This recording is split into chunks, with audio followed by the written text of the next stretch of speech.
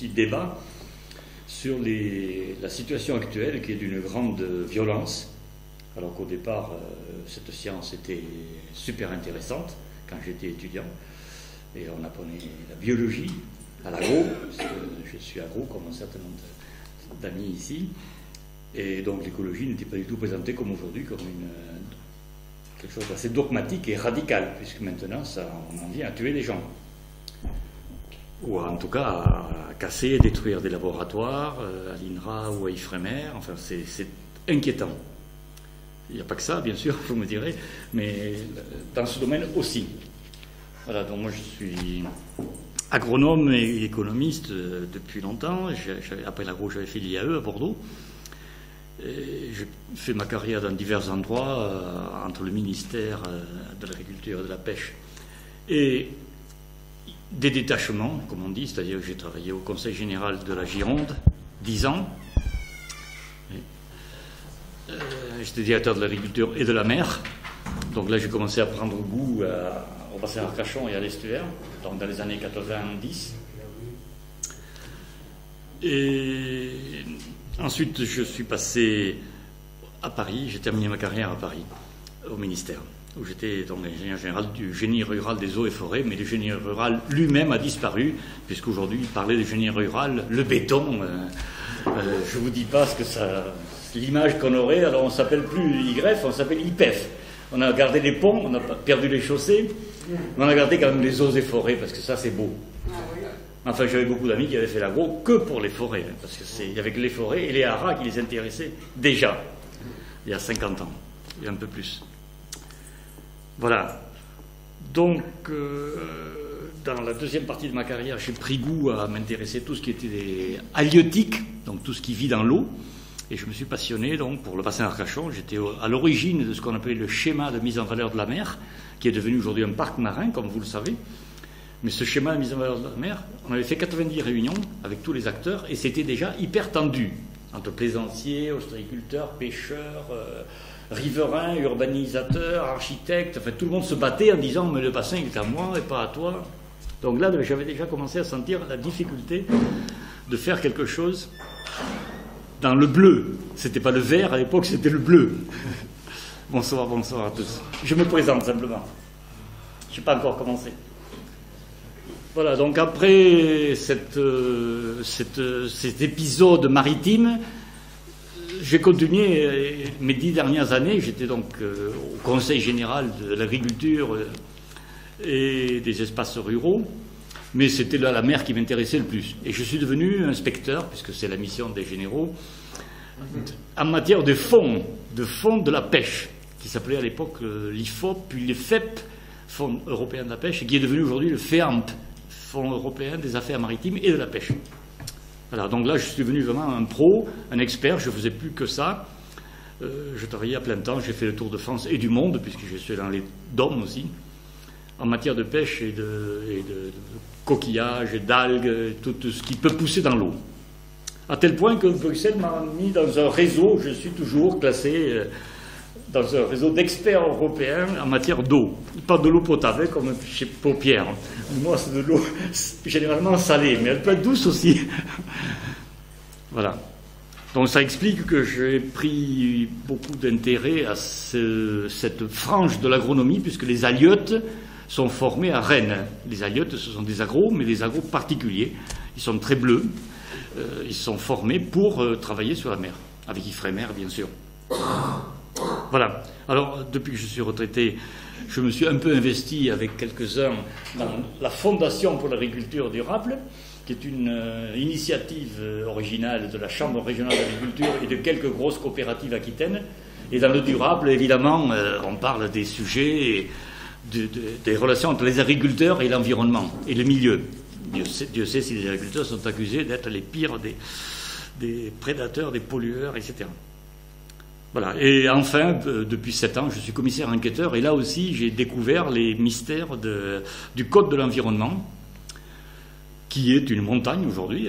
Quand on était étudiant, il était tout petit. Le Code rural faisait déjà 800 pages. Aujourd'hui, le Code rural, il fait 1000 pages, mais le Code de l'environnement, il grossit beaucoup, et vite. Et je crois qu'il va rattraper le Code rural. Voilà. Donc là, en tant que commissaire enquêteur, je fais une enquête publique en ce moment sur un bassin de lagunage à Saint-Émilion, parce qu'à Saint-Émilion, pour faire du vin, il faut beaucoup d'eau, vous le savez sans doute. Pour faire 1 litre de vin, il faut 1 litre d'eau. On ne les mélange pas, mais on nettoie les cuves. Donc les problèmes de lagunage aujourd'hui sont très compliqués, puisqu'il y a des boues qu'il faut évacuer, et il y a des sites, ça pollue, en général ça sent mauvais, ça pollue pas tellement, mais enfin, pour des citadins, ça pue quand même. Donc aujourd'hui, c'est pas facile à faire en bassin de lagunage. Voilà. Bon, j'ai prévu de m'arrêter à 10 heures pour discuter, parce que l'échange, c'est le plus intéressant. Parce que moi, j'ai passé une douzaine d'heures à peu près à préparer ça.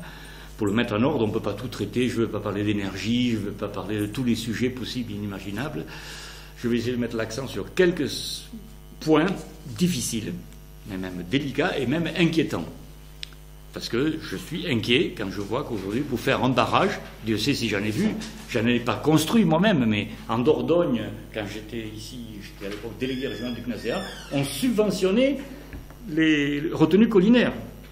De l'eau pour irriguer des fraisiers dans la région du sud d'Ordogne, on faisait ça tout le temps. Il y avait la CARA à l'époque, certains ont peut-être connu ici, la Compagnie d'aménagement régional d'Aquitaine, qui était une sœur aînée de la CACG, la Compagnie des coteaux de Gascogne. Voilà. Alors, comme tout bon enseignant que je ne suis pas, je vous donne mon plan. Oui, Julien, effectivement, il y a une part d'exposé et une part de question. On est dans quoi on accepte en général, je ne sais pas si tu l'acceptes. Oui. Et bien sûr, le but, c'est pas de faire de la polémique, c'est le contraire. C'est-à-dire de voir qu'il y a des avis différents. Alors, un peu d'introduction, d'abord. Bon, le vivant, c'est vraiment... Bonsoir tout le monde. J'en ai pas assez, mais je vais t'en donner. J'ai rabattu les amis. Il y a des amis qui sont rentrés de Paris exprès. Je ne sais pas si vous... Merci, Pierre. Donc, en introduction, le vivant, aujourd'hui, c'est très à la mode. La biologie, quand j'étais étudiant, c'était pas si... C'était les maths, c'était la physique-chimie, dans les années 60-70, les sciences qui menaient, c'était Centrale, Supélec, les étudiants, ils rêvaient des carrières dans le scientifique, le dur. Le mou, un peu moins. Aujourd'hui, la biologie, c'est une science, même à l'X, on enseigne partout la biologie. Tant mieux, parce que la biologie, c'est quand même la vie. Le sujet est trop vaste pour tout traiter en une soirée, et parce que les biotechnologies, par exemple, c'est passionnant. J'ai un gendre qui est dans la chimie verte, je crois que c'est l'avenir. Il y a beaucoup de choses à faire avec la chimie verte, la cosmétique et la phytothérapie, mais on ne peut pas parler de tout. Le réchauffement climatique et compagnie. Donc aujourd'hui, il y a des enjeux, beaucoup de polémiques, mais très violentes, avec des mots... on se fait traiter de tout. Aujourd'hui, si on ose prononcer des mots comme OGM, et je vous dis tout de suite, je suis favorable à ce OGM, je vais vous expliquer pourquoi, il y a des conflits qui vont très loin. En Bretagne, au tribunal, il y a beaucoup de procès contre les éleveurs de cochons, qui se comportent mal, il faut le dire, en particulier dans les Côtes d'Armor. Mais il y a donc aujourd'hui une situation assez forte. Alors, 2 ou 3 exemples. Les faucheurs de maïs, dans le Lot-et-Garonne, il y a eu quand même des incidents assez graves. Des gens ont envahi, avec Beauvais à la tête, ont envahi des champs OGM pour les couper. À Colmar, des manifestants ont coupé la nuit des ceps de vignes. Il y en avait 4000 m², vous imaginez le danger que ça comportait. Ils ont tout rasé. À Toulouse, on a cassé des laboratoires de l'INRA. À Sète, on a cassé des laboratoires d'Ifremer, parce que c'était, soi-disant, eux qui étaient à la source de tout ça. Donc on est allé assez loin. Les manifestants n'ont jamais été condamnés, même si Beauvais a fait un peu de prison, c'était plus pour autre chose que pour ça. Mais aujourd'hui, les chercheurs ont peur de parler de ces sujets, et d'ailleurs ils sont partis. L'équipe de l'INRA de Colmar est à Berkeley. Et Ifremer ne fait plus de recherche sur les triploïdes qui ne sont pas des OGM. Enfin, bref, aujourd'hui, Notre-Dame-des-Landes, la Drôme, là-bas, je ne sais pas comment ça s'appelle, ici en Lot-et-Garonne, la ligne LGV, Et d'autres sujets créent des situations tellement conflictuelles que même les gendarmes n'osent pas y aller. Hier, il y a eu une manifestation, les gendarmes ont dit on n'y va pas. On ne va pas les déloger parce que ça peut se terminer mal après la mort qu'il y a eu de ce brave garçon un peu exalté qui est arrivé là. Et bon, il y a certainement eu une bourde. Mais en tout cas, aujourd'hui, les manifestations sont très dures. Elles ne sont plus du genre défilé. Donc les paradigmes sont brutaux, nature contre technologie. Ingénieur, aujourd'hui, c'est presque un homme dangereux. Le constructeur, le bâtisseur, le bétonneur, alors là, l'environnementaliste, alors lui c'est magnifique. Il défend les insectes, les papillons, les espèces menacées. L'écologie contre l'économie, versus, comme on dit. L'écologue, lui, l'économie, il n'a rien à foutre. C'est pas son problème qu'on fasse des cultures irriguées, il s'en fiche totalement. L'économie, c'est même dangereux. Qu'est-ce que vous voulez faire d'un aéroport? Vous imaginez un peu. Un aéroport, ça sert à rien. Donc ce genre de paradigme rentre dans la tête des gens. Beaucoup de journalistes sont pros, évidemment. Hein. C'est comme OGM, danger mortel. Donc annoncer des choses comme ça, et il y a une émission ce soir à la télé. Mais c'est toutes les semaines qu'il y en a une qui vous raconte tout ça. Et il y a un certain nombre de citadins en particulier, parce que c'est en ville que se passe l'écologie. C'est pas à la campagne. Hein. En ville, et donc dans les grandes villes. Et c'est parti d'Allemagne d'ailleurs, je me souviens, je suis béarnais, moi, dans la vallée d'Aspe, quand les Allemands sont venus manifester contre la ligne, l'élargissement de la route du Somport, c'était des Allemands qui manifestaient. Et toujours des citadins. Et il s'appelait comment, le manifestant des vallées d'Aspe? C'était un Girondin, Pétetin. Donc c'était un Bordelais qui était descendu en vallée d'Aspe et qui avait acheté 2000 mètres carrés ou 200 mètres carrés pour emmerder la SNCF. Voilà. Donc aujourd'hui, on est dans une situation qui demanderait du calme et de la pédagogie, et personne ne fait preuve de ces aptitudes. Alors, premier chapitre, un peu de base d'abord. Qu'est-ce que c'est, cette science, qui est dedans? Qu'est-ce qu'il faudrait lire si vous avez du temps? Vous allez voir qu'il y a de quoi lire, hein. Il y a de la masse. Ensuite, j'essaierai de parler de ce qu'on appelle la cohérence. Je n'ai pas voulu vexer Olivier. Je dirais aussi l'incohérence écologique. Et les incohérences, il y en a. Et enfin, je terminerai par 2 ou 3 dossiers chauds de Gironde, qui nous concernent parce que c'est ici. Alors, sur les bases, la biologie, c'est une science, la science qu'on devrait appeler la science des milieux. Oikos, en grec, c'est l'habitat, c'est l'endroit où vous habitez. Et donc, cette science est jeune, il y a eu des précurseurs, je vais vous donner un peu d'histoire pour que ceux qui veulent remonter loin, mais la science elle-même est jeune. Il y a eu des gens qui ont eu des idées de défense de la nature, comme François d'Assise, 1200 quand même, il parlait aux oiseaux déjà. Élisée Reclus, qui était un fils de pasteur de Sainte-Foy-la-Grande, qui était un anarchiste, mais en même temps quelqu'un de très intéressant sur le plan de ses idées nature. Il était pour le naturisme, vous imaginez, en 1860. Donc lui, il fallait vivre à poil. Il fallait que il était convaincu que le plus près de la nature possible. Et un Allemand, Ernst Haeckel, la même époque, 1860, je vais vous faire passer ça.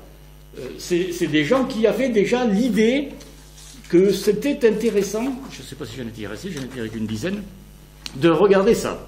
Après, il y a eu les scientifiques qui sont arrivés et qui, eux, sont devenus des gens qui ont ouvert la science de l'écologie. Donc là, il y a 2 agros connus et reconnus dans le monde entier. René Dubos, qui a fait sa carrière aux États-Unis, donc un de mes anciens, mais qui avait déjà trouvé comme slogan « Nous n'avons qu'une terre ». Donc ça, c'était au début du siècle. Hein, et le slogan « Pensée globale, agir local », en disant aux gens « Ça vous concerne tous là où vous êtes, là où vous vivez ». Et ensuite Dumont, bien sûr, très connu, mais qui lui est à la fois agronome, mais aussi un homme politique. Avec son pull rouge, vous vous en souvenez peut-être, en 1974, il s'est opposé à Giscard, et il a essayé de lancer l'écologie politique. Jean Rostand, qui est connu ici dans la région, un grand biologiste, et qui a aussi écrit. Ce sont les 3 hommes sur le plan scientifique qui ont vraiment créé l'écologie. Ensuite, il y a tout un tas de contemporains, je ne vais pas les citer, ce serait trop long. Mais il y a beaucoup de gens qui écrivent sur le sujet, des gens un peu fous, un peu illuminés, et puis des gens très sérieux, très intéressants. Et là-dedans, il y a vraiment des choses intéressantes à apprendre. Donc cette science a été la source d'une idéologie aujourd'hui, parce qu'aujourd'hui c'est devenu un dogme. La nature est sacrifiée par l'homme, la nature est dégradée, abîmée, etc. Giflée, enfin les mots sont plus forts que ça encore. Et donc on a idéalisé le naturel contre l'industriel, l'agriculture biologique contre l'agriculture conventionnelle, etc., etc. Et ceci a donné lieu à, aujourd'hui, une forme de dogme, comme quoi tout ce qui est petit est très bien, les circuits courts, les AMAP, vous savez, les associations pour le maintien de l'agriculture paysanne. Je ne dis pas que c'est mauvais, hein, c'est simplement qu'aujourd'hui, c'est le beau, le magnifique, c'est ça. À tel point qu'on se dit que ce sont les autres, c'est ceux qui ne sont pas rentrés dans ce petit moule qui représente un tout petit quelques pourcentages de la consommation ou et alors je ne dis pas au point de vue politique, même si à certaines élections ils arrivent à 12 ou 15%, les Verts représentent un mouvement influent. Alors, bien sûr qu'on est tous concernés par l'écologie, personne n'a envie de vivre en Chine. Nous avons nos enfants en Chine, donc aller à Pékin aujourd'hui faire une balade d'une journée, le soir, vous toussez, vous avez les yeux qui pleurent, enfin c'est atroce quoi. Vivre dans un air pollué, c'est épouvantable. Donc l'air que nous respirons, bien sûr, personne n'a envie de respirer ça toute sa vie, surtout si vous avez des bébés. L'eau que nous buvons, heureusement qu'on a de l'eau potable, mais dans tous les pays où on va, en Chine comme à Madagascar, l'eau, il ne faut surtout pas la boire, parce que pour nos petits estomacs et intestins, c'est catastrophique. Même si on dit qu'il y a des nitrates. Non, il y a beaucoup de pays dans le monde où on n'a pas d'eau potable, beaucoup, beaucoup. Donc certes, il y a des nitrates en France, surtout en Bretagne.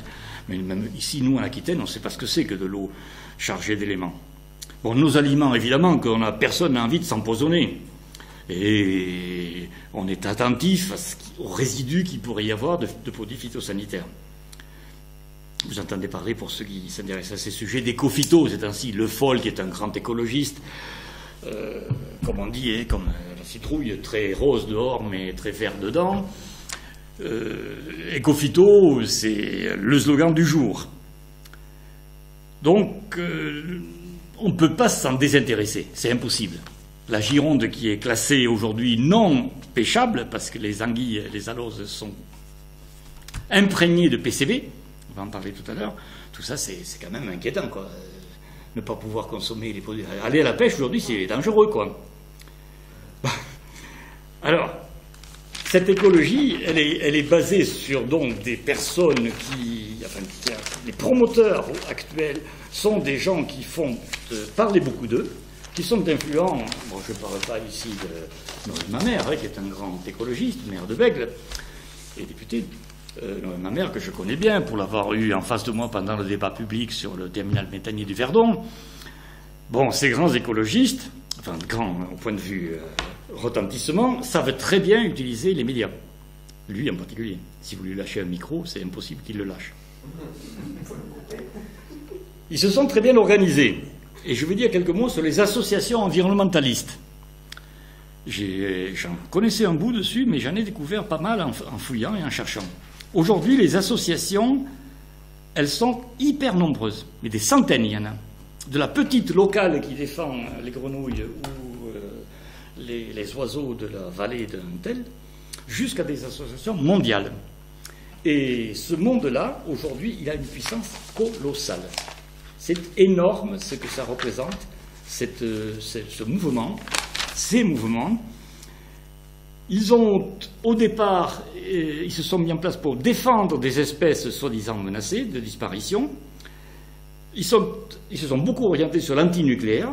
Ça, c'est un de leurs chevaux de bataille, si je peux dire, une de leurs cibles. Ils étaient tous bénévoles au début, et aujourd'hui, ils ont des milliers de salariés. Quand on parle de Greenpeace ou de WWF, c'est énorme. Les budgets qu'ils ont, je vais vous donner quelques chiffres, c'est sidérant. Et j'ai vu à Madagascar travailler WWF, ils n'arrivent pas dans des villages où il n'y a pas une seule machine, ils arrivent avec des tracteurs 4 roues motrices énormes, mais énormes. Pour planter des arbres, ils s'en foutent de la saison, ils n'ont aucune connaissance de l'agriculture. Ils plantent, et quand je leur ai demandé pourquoi ils plantaient à cette saison-là, ils m'ont dit mais parce qu'on a le budget, et il faut le consommer là maintenant. Ah bon? Alors là j'étais un peu sidéré. Le WWF, c'est énorme. Je vais vous dire que 1000 ans de salariés, vous ne pourriez pas l'imaginer. Je ne sais pas combien c'est de... Ils ont des millions d'adhérents, hein, donateurs. Hein. Ah oui, oui, ils avaient planté les arbres et ils sont partis. Ils ne sont jamais revenus. Ils ne sont jamais revenus. Donc, eux, aujourd'hui, ils ont un pouvoir colossal et ils ont des budgets de millions, de centaines de millions de dollars, parce que souvent, ils sont anglo-saxons ou américains. Et ils ont beaucoup de salariés. Ils ont réussi donc à mobiliser beaucoup de monde. Alors, quelles sont les questions qui se posent à nous, qui voulons savoir comment tout ça fonctionne et où nous allons? Eh bien, les questions qui se posent, c'est des questions de pression, de moyens et, bien sûr, de transparence. Parce que tous ces ONG, avec quoi vivent-elles? Elles vivent avec des cotisations, mais ce n'est pas ça qui fait vivre. J'ai regardé toutes les cotisations, j'aurais pu adhérer à 10 pour voir. Mais enfin, ce n'est pas ça qui les fait vivre. Ce qui les fait vivre, ce sont les legs, les fonds publics importants, le mécénat, qui savent très bien ramasser. Alors moi, je fais un peu d'humanitaire à Madagascar. Je me rends compte de la difficulté que j'ai à trouver 15 000 € pour envoyer un technicien forestier de Bazas dans une pépinière à Madagascar. 15 000 €. Hein. Quand on sait que là, on ramasse des millions d'euros, y compris de très très grosses entreprises qui versent des fonds pour se verdir, parce que ça, c'est le greenwashing, ça marche à fond. Quand vous êtes mécène d'une grande ONG, vous êtes bien, quoi. Ça vous pose. Donc la gouvernance, la transparence financière est un vrai problème. Deuxièmement, parce qu'ils ont des bateaux, des engins, de tout. Hein. Quand on voit la fondation Artus Bertrand, et Nicolas Hulot, monsieur, ne vit pas sur un train de vie de la petite association écolo. Hein. Nicolas Hulot, c'est colossal. Les avions qu'il avait à sa disposition, les bateaux, les moyens financiers colossaux. Il a EDF derrière lui quand même, hein, Nicolas Hulot. Ron Poulenc. Donc, premier point, la transparence. Où est-elle, cette transparence? Il y a à boire et à manger, comme on dit chez nous. La reconnaissance d'utilité publique. Elles se sont toutes faites reconnaître. Reconnues d'utilité publique. Donc c'est difficile ensuite d'aller leur dire « on va vous virer, vous emprisonner ». Ils sont reconnus d'utilité publique. En particulier, France Nature Environnement, qui fédère les associations françaises, dont la nôtre ici, la fameuse CEPANSO, Société d'études et de protection de la nature du Sud-Ouest, qui est très active, en particulier en ce moment sur la ligne LGV Bordeaux-Toulouse-Dax. Donc premier point, la transparence. Deuxième point, la reconnaissance d'utilité publique, point d'exclamation ou d'interrogation. Troisième point, la gouvernance. Qui tire les marrons? Qui est patron? Alors on met en tête, bien sûr, toujours un homme ou une femme, mais il n'y a que des hommes d'ailleurs. Vous constaterez qu'il n'y a pas de femmes. Moi je connais bien, par exemple, le président l'animateur de la LPO, Bongrain-Dubourg, que j'apprécie. Parce que je ne suis pas un anti-écolo primaire. Justement, j'essaie de comprendre comment il fonctionne. Et Bongrain-Dubourg, que j'ai connu dans un conseil d'administration d'un gros établissement public, qui s'appelait le CNASEA à l'époque, c'est des gens avec qui on peut causer. Mais je me méfie beaucoup de la gouvernance. Vous vous souvenez ce qui s'était passé avec Greenpeace? On sait ce qui se passe dans les centrales nucléaires. Bon. Alors, question clé quand même, à quoi servent-ils? Est-ce qu'ils sont efficaces ou non? Est-ce qu'ils ont sauvé le panda? J'adore les pandas. Chaque fois que je vais en Chine, je dis à ma fille, quand est-ce que je vais voir des pandas? Le gros, hein, pas le petit. Hein. Les petits, j'en ai déjà vu, mais je voudrais voir les énormes pandas. Bon, ils sont à 2000 km de Shanghai, alors c'est un peu loin pour... Allez, que pour ça, que pour voir les pandas. Sont-ils efficaces? Il paraît que oui, qu'on a sauvé certaines espèces qui allaient disparaître, le tigre du Bengale, je ne sais pas quoi encore, peut-être que la loutre dans la vallée du Ciron. Bon, en tout cas, c'était le monde associatif, il est là pour ça aussi, pour fédérer les volontés, les velléités parfois.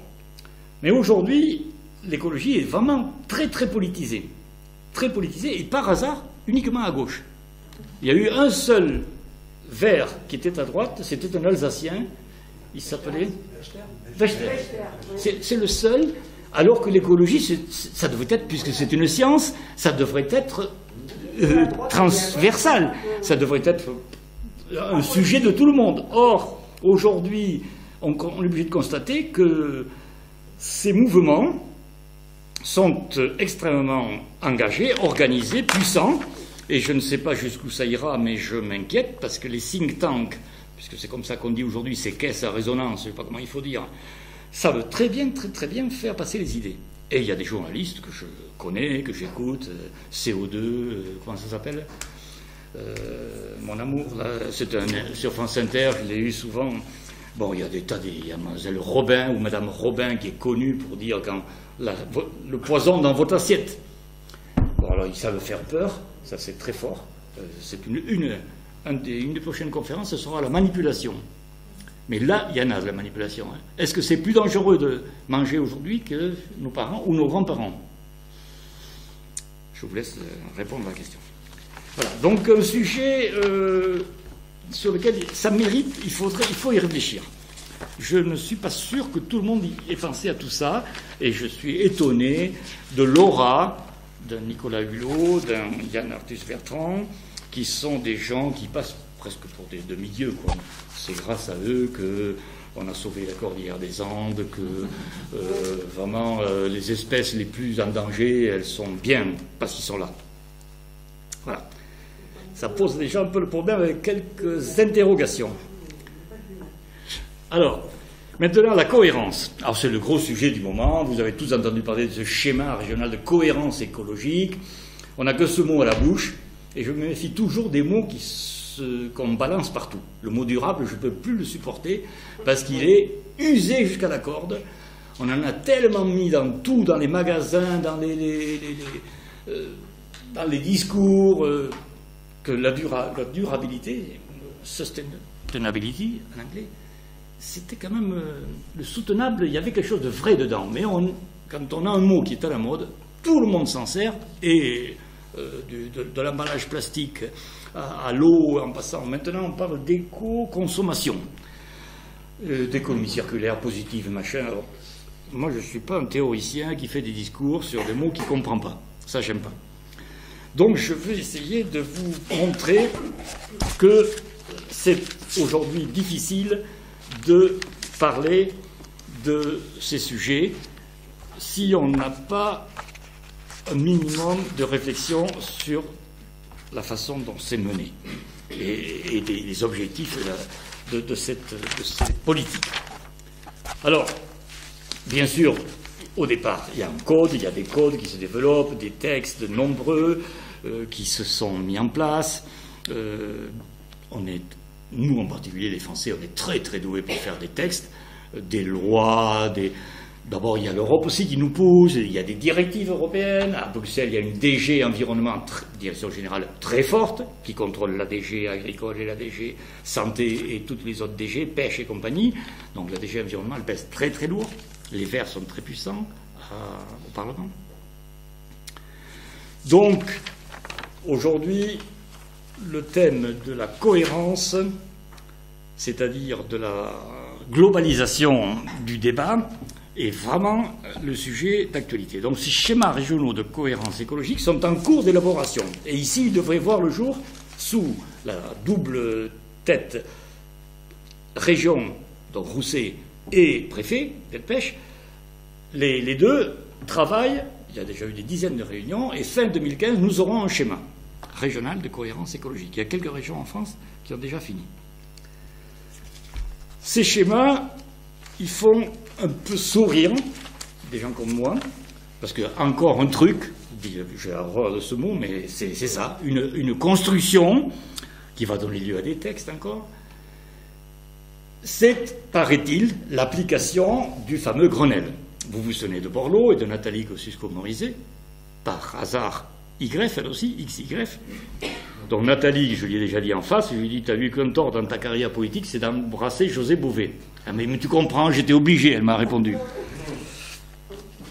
Alors, le Grenelle, ça a été un moment extraordinaire. On aurait dit qu'on était au ciel, on survolait tous les problèmes, il n'y avait pas de conflit, il ne fallait surtout pas s'y opposer, un consensus national extraordinaire. Borloo est un homme particulièrement habile, Nathalie s'est bien débrouillée aussi, elle était ministre de l'Environnement, et donc tout ça, ça a baigné, comme on dit aujourd'hui, disent les jeunes, et on a abouti à des textes, des tas de textes, des dizaines et des dizaines, je ne vais pas vous le lire ça, mais plongez-vous dedans, vous allez voir, 2009, hein, c'est pas si vieux que ça.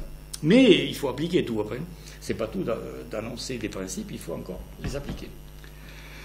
Donc, on a mis en place des décrets, des arrêtés, des circulaires, et quelques sujets sont devenus très très prégnants, on en parle beaucoup, la fameuse trame verte, trame bleue, les fameux corridors écologiques pour permettre aux espèces de circuler dans les campagnes et pourquoi pas dans les villes. C'est un des exemples de ce Grenelle. Alors, dans toutes ces mesures qui se mettent en place, on constate quelque chose qui est assez inquiétant, c'est-à-dire que l'écologie est devenue symbole de... Les écologistes, il faut les distinguer, parce que ce n'est pas des écologues, évidemment, vous l'avez compris, je vous l'ai dit dès le début. Hein. Donc le mouvement écologiste, le mouvement vert, disons, pour parler, parce qu'il y a des Grenelles en Espagne, il y a des Los Verdes de l'autre côté des Pyrénées, beaucoup moins puissants, mais eux, chez eux, c'était nécessaire, parce que vraiment, ils partaient de très loin. Donc on a des mouvements qui prônent la liberté de tout.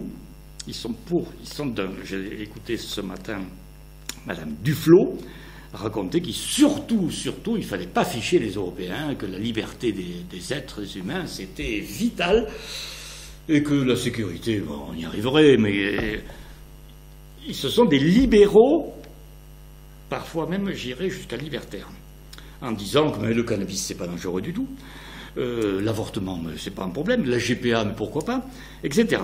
Donc ils ont des idées extrêmement libérales, et en même temps, ils ont une façon d'aborder les problèmes de la société et de l'être humain qui est inquiétante. Parce qu'ils sont contre la liberté, le chercheur n'a pas le droit de chercher. Parce que, alors moi, ça m'inquiète, parce que quand je vois qu'on attaque un laboratoire, parce que les gens de l'INRA ou d'IFREMER, vous ne connaissez peut-être pas, mais c'est pas des fous. Hein. Ce sont des gens, ils sont devant leurs ordinateurs ou leur burette ou leur paillasse, et toute leur vie, pendant 20-30 ans, ils travaillent sur la rectitude du pain, sur l'araignée rouge, et ce ne sont pas des gens, ils essaient de faire progresser le savoir, la science. Donc aujourd'hui, ces gens soi-disant libéraux, qui veulent que tout le monde soit libre, que la société soit libre, sont en même temps très violents. Aller scier les vignes de Colmar qui avait 15 ans, moi j'avais fait une étude sur la situation française en matière de vignes et vins. Et j'avais découvert que c'était ça l'avenir, puisque, je dis juste un mot là-dessus, si demain on ne veut plus traiter la vigne, cette année, combien de traitements tu as fait, Patrice 8, 10 Une dizaine. Bon, une dizaine. Les Charentais, la Loire, le vignoble de la Loire, Gironde, et ici, on ne peut pas faire du vin si on ne traite pas 10 fois par an. Parce que nos vignes sont fragiles, et que le climat qu'on a certains étés, pas tous les ans, bien sûr, il y a des années. Les Alsaciens, ils traitent 2 fois par an. Interdire aux Alsaciens qui étaient pour, ils avaient accepté d'avoir ça à Colmar, aller leur casser tout, c'est quelque chose qui étonne, quoi. Et ils n'ont pas été condamnés, hein. On ne les a pas trouvés, soi-disant. Ils n'ont pas été condamnés. Un autre exemple de ce blocage, de cette attitude extrêmement violente contre certaines technologies, contre le nucléaire. J'étais hier avec quelqu'un d'EDF qui me dit, mais on a assez peur à Bro, je ne veux pas vous faire peur, mais il y a des drones qui circulent. Là-bas aussi. Et donc Bro et Saint-Louis, c'est aux portes de Bordeaux, hein, à vol d'oiseau, c'est à 50 km. Et donc aujourd'hui, le fonds de commerce d'un gars comme ma mère, ou d'un mouvement comme Europe Écologie Les Verts, c'est l'antinucléaire. Alors, voyons ce qui se passe en Allemagne, puisque Angela, sous l'influence des Verts, des Grünen, qu'est-ce qu'elle a fait? Elle a dit on arrête le nucléaire. Qu'est-ce qu'elles ont été les conséquences? C'est qu'ils ont relancé les centrales thermiques au charbon, qui ont dégradé beaucoup plus l'environnement que les centrales nucléaires, et ils ont construit des éoliennes sur la mer Baltique là-haut, vous voyez où est Brême, Hambourg, pour amener l'électricité à Francfort et à la zone industrielle de l'Allemagne qui est au sud. Donc ils ont fait des centaines de kilomètres de lignes à haute tension contre lesquelles les Verts se sont opposés. Alors là déjà vous voyez les nœuds que ça peut faire. Si vous voulez aujourd'hui réduire la pollution des gaz à effet de serre, il faut supprimer le charbon. Les Chinois en sont convaincus et ils vont y arriver parce qu'ils veulent. Mais non, à Pékin, pendant les Jeux Olympiques, on avait arrêté les usines à Pékin. Vous imaginez un peu. Arrêter les usines. Quand ils ont reçu l'Assemblée générale de l'ASEAN, l'association de l'Asie là-bas, ils ont arrêté les usines. Tous les ouvriers en congé. Parce que sinon, c'est irrespirable. Irrespirable. Donc là, il faut être cohérent. Ou vous êtes contre les gaz à effet de serre qui menacent, c'est vrai, des nuages extrêmement dangereux. Ils sont à 4 fois la norme, là-bas. Nous, on se plaint à Paris quand on dépasse de quelques 10% de la norme et que Mme Hidalgo dit on va arrêter les périphes quand même. Ça commence à devenir grave. Là-bas, c'est 4 fois, c'est-à-dire vous êtes intoxiqué. Donc voilà quelque chose d'assez grave quand même. Je pense qu'Angela Merkel, elle n'a pas bien réfléchi, elle a dû faire une erreur quelque part, parce qu'aujourd'hui, les Allemands industriels et particuliers payent l'électricité 2 fois plus cher que nous. 2 fois plus cher que nous. J'ai contrôlé tout, hein, vous pouvez le voir, je vous assure que c'est vrai. Un autre exemple de l'écologisme, puisque je pense qu'il faut parler d'écologisme. Le bien-être animal. Le bien-être animal, c'est quelque chose de tout à fait compréhensible. Ne pas avoir de cruauté envers des chevaux, des vaches, des poules, je ne sais pas quoi, ou des chiens, ça me paraît tout à fait raisonnable. Et aujourd'hui, on voit arriver l'extrémisme. C'est-à-dire que M. Glavany, mon ancien ministre, j'ai travaillé pour lui, il n'était pas particulièrement sympa d'ailleurs, il a dit, M. Glavany, les êtres vivants, ce sont les animaux au sens large, sont des êtres vivants doués de sensibilité. C'est de l'anthropomorphisme total. Parce qu'une poule, je ne sais pas si c'est peut-être qu'un chien, peut-être, ou un chat, ou un cheval. Mais enfin, un cochon ou une poule douée de sensibilité, et donc, ces écologistes, en tête, manifestent, et Brigitte Bardot est derrière, hein, manifestent contre le mal-être. Donc c'est le welfare, animal welfare, mais ils s'en foutent du mal-être humain. Car ça, c'est quelque chose d'assez grave. On est prêt à se battre pour défendre le bien-être animal. Je suis le premier à dire que c'est honteux les conditions dans lesquelles certains traitent les animaux domestiques. Il y a encore quelques éleveurs en France qui ne sont pas particulièrement doués de sensibilité. Donc aujourd'hui, le bien-être animal est passé devant le bien-être humain. Des gars qui dorment dans la rue, qui meurent de froid, et il y en a tous les hivers en France. On n'a jamais vu les mouvements écologistes se battre pour qu'il y ait des centres d'accueil des sans-logis. Ça pose problème. Hein. Ça pose réellement problème. Et le bien-être animal, je le vois déraper vraiment. Je crois qu'il faut s'attendre encore à des bagarres qui vont être assez rudes. Un autre exemple, donc les éoliennes, je les ai citées. Actuellement, à Noirmoutier, j'ai failli être chargé d'un débat public à Noirmoutier. Je me dis c'était trop loin pour moi. Mais mon ami Pierre sait que les débats publics, c'est toujours des débats extrêmement difficiles à mener. Donc, à Noirmoutier, il y a un projet de grand parc éolien en mer.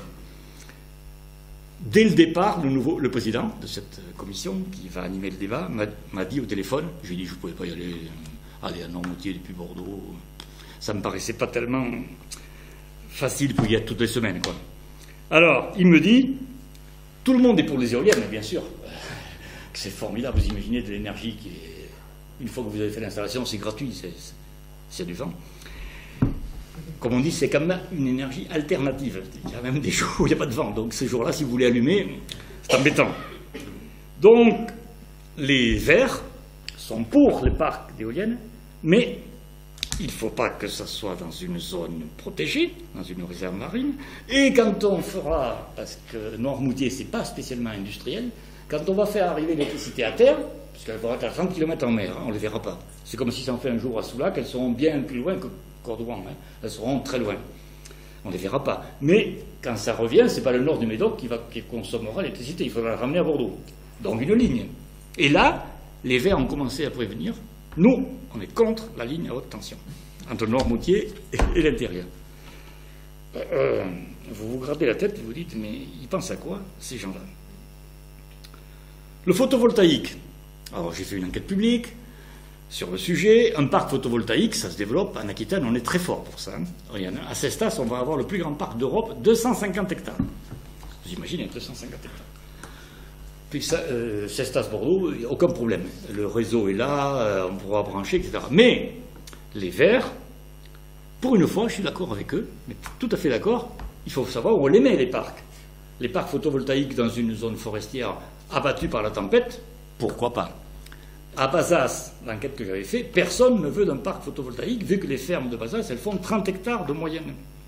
Donc les petits paysans du Basalais mettre 30 hectares en photovoltaïque, pas question. Et donc là, les Verts ont rejoint les sages, les gens de la campagne, qui ont dit, mais nous, non, ici, faites-les ailleurs, mais pas dans le Basalais. Donc ça a échoué. Mais aujourd'hui, le choix de l'avenir du photovoltaïque est assez difficile. Parce que où est-ce qu'on va les mettre? Il y en a qui disent sur les lacs, sur les friches industrielles, sur des endroits, les bâtiments, bien sûr, les grands hangars, les grandes usines. Juppé a fait une superbe installation au lac, sur un parking. En plus, vous êtes à l'ombre, on ne peut pas rêver mieux.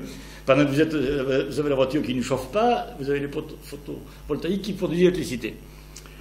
Donc ça, c'est très bien. Mais on ne peut pas développer ces énergies renouvelables que Ségolène raconte tous les jours. Bien sûr qu'il faut en faire, et on peut en faire dans des conditions raisonnables. Mais il ne s'agit pas de prendre des terres agricoles pour y mettre des parcs photovoltaïques. Alors, dans ces cohérences et incohérences, le débat est difficile pour savoir qui a raison, qui a perdu la tête et qui mérite qu'on le suive sur ces chemins-là.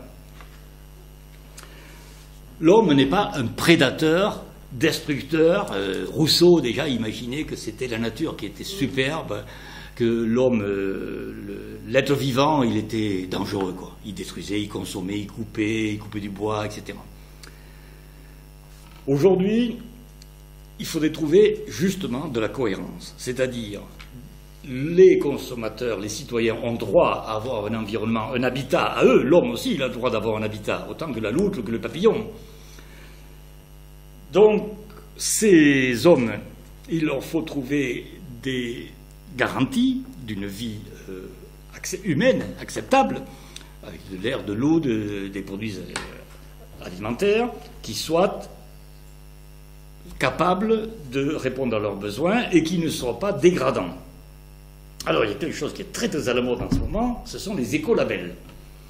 Alors, j'ai eu l'occasion, il y a quelques années déjà, mais je vois que ça prend vraiment tournure. D'ailleurs, tout va être éco maintenant. Hein. Pendant quelques années, ça va être le mot, le durable étant un peu à mettre de côté, c'est éco tout. Et aujourd'hui, donc, la forêt d'Aquitaine veut se faire certifier. FSC, ça veut dire Forest Stewardship Council, comme la mer a commencé à le faire avec les MSC, Marine Stewardship Council. C'est-à-dire que ce sont des labels qu'on donnerait à des productions, oui, ça va du bois au poisson en passant par l'agriculture évidemment, qui seraient une garantie que le fameux bilan carbone, je n'en parlerai pas ce soir, ce serait trop long, mais que les conditions de production ont été vraiment respectueuses des espèces, de la nature donc, et de l'homme. Je le mets à la fin parce que même dans le développement durable, on dit toujours que c'était l'environnement, l'économie un peu, l'environnement, préserver l'environnement, avoir quand même une certaine performance économique, et aussi sur le plan social et sociétal, une certaine acceptabilité. Donc, je trouve que trouver des moyens de rationaliser, c'est peut-être pas le mot, de rassurer et de rapprocher les citoyens des revendications mises en avant par les Verts, je pense qu'il y a des possibilités et qu'il faut y travailler parce que sinon la vie va devenir impossible. Parce que si chaque fois qu'on veut faire une digue, chaque fois qu'on veut faire une prise d'eau, chaque fois qu'on veut faire une cale dans un bord de mer, où va-t-on aller? Ça va devenir... on va arriver à la paralysie. Alors, ces démarches-là qui pourraient donner un peu de rationalité, il faut éviter qu'elles soient que privées. Parce que quand c'est un grand magasin, quand c'est Carrefour ou Auchan qui dit « je vous certifie, mes produits sont éco, machin », je me méfie. Je me méfie. Vous savez que chaque année, au salon d'agriculture, début mars, ils sont là. Les grands distributeurs font une pression colossale en disant « nos produits à nous, ils sont vraiment respectueux de l'environnement. Ils sont éco, machin, tout ». Je préférerais que ce soit des initiatives publiques, mais il faut se méfier aussi des États, parce qu'on a vu les États ce que ça donne. De Rio à Copenhague et à Paris à la fin de l'année 2015, les grandes réunions de 150 chefs d'État pour débattre sur la conférence mondiale de l'environnement, de la planète durable. Même le pape se demande si ça sert à quelque chose. Il a envoyé ses vœux en disant qu'il fallait faire une grande réunion. Hollande espère, bien sûr, en faire le summum de son quinquennat. Mais ces grandes réunions de chefs d'État, elles arrivent à rien. Il n'en sort que de belles intentions. Ce qui compte, parfois ça peut être utile. On l'a vu avec la Chine et les Américains qui ont commencé à se dire on est peut-être des gens qui contribuent beaucoup à la pollution. Donc ce qu'il faut, c'est plutôt des initiatives d'entreprises, de groupements professionnels, peut-être des initiatives transversales qui veulent plus de certification. Je suis pour les certifications, parce qu'on l'a vu avec AB, l'agriculture biologique. Je suis favorable aux certifications quand elles sont faites, comme elles doivent être faites, par des organismes certificateurs tiers. Donc c'est-à-dire pas liés aux agriculteurs ou aux pêcheurs ou je ne sais pas à qui. Donc si les acteurs d'une filière, alors je pense que ce serait le rôle des filières de faire ça, de s'engager dans une démarche qui soit une garantie. Alors il faudra que les viticulteurs le fassent un jour. Hein. Ça, je pense qu'on n'y coupera pas. On a déjà eu un bateau qui a été renvoyé des États-Unis ici. Tu te souviens ce que c'était, Patrice? Qu'est-ce qu'ils avaient trouvé dans le vin rouge? Non, mais dans les caisses. Non, il y a eu les caisses aussi. Non, mais dans le vin aussi. Ils avaient trouvé un résidu que l'Organisation mondiale de la santé n'avait pas trouvé dangereux. C'était un fongicide. Donc, c'était il y a une quinzaine d'années. Oui, c'est ça, une quinzaine d'années. Oui. Et donc, il y a 5 ans à peu près, maintenant, ils ont refusé des caisses parce que dans le bois n'était pas traité. Ils se méfient beaucoup des invasions de parasites venant de l'étranger. Donc, s'il y a des initiatives à prendre, il faut qu'elles soient filières. Tous les acteurs se réunissent et font quelque chose. Par exemple, le bois. Moi, j'avais expliqué à l'époque aux forestiers qui font des caisses, les gens du Médoc ou de la Lande, qui construisent beaucoup de caisses. Et les palettes, c'est le même problème pour les palettes, hein, sur les bateaux. Il faut les traiter. Mais il faut les traiter avec des produits acceptés par le client au bout. Puisqu'il ne faut pas non plus empoisonner le bateau entier ou ce qui est sur la palette ou dans la caisse. C'est aussi un bon médoc. Donc, on est là dans un domaine où il faudra être intelligent. Qu'est-ce qu'on va certifier et comment il faut s'y prendre? Là, aujourd'hui, ce n'est pas réglé. On n'a pas du tout trouvé la façon de travailler ensemble, de faire que les gens aient confiance les uns envers les autres et qu'ils ne se tapent pas dessus. Parce que si c'est pour se taper dessus, alors on n'a pas réussi sur le nucléaire pour l'instant. Mais depuis 3 jours, Ségolène dit que peut-être qu'on va faire de nouveaux réacteurs. Ah bon? Alors hier après-midi, j'ai rencontré le directeur régional d'EDF qui me disait « mais oui, on ne va pas construire de nouveaux réacteurs. Il n'est pas question de doubler Braux et Saint-Louis. Sur les réacteurs qui sont à Braux, on va les adapter pour qu'ils vivent plus vieux. » Au départ, on les a construits. Ça date de 80, à peu près, Braux, les années 80. Donc, ils étaient conçus pour 30-40 ans, les centrales. Et là, on va les déconstruire et les reconstruire quand elles auront atteint leur fin de vie, pour qu'elles aillent à 50 ans ou plus.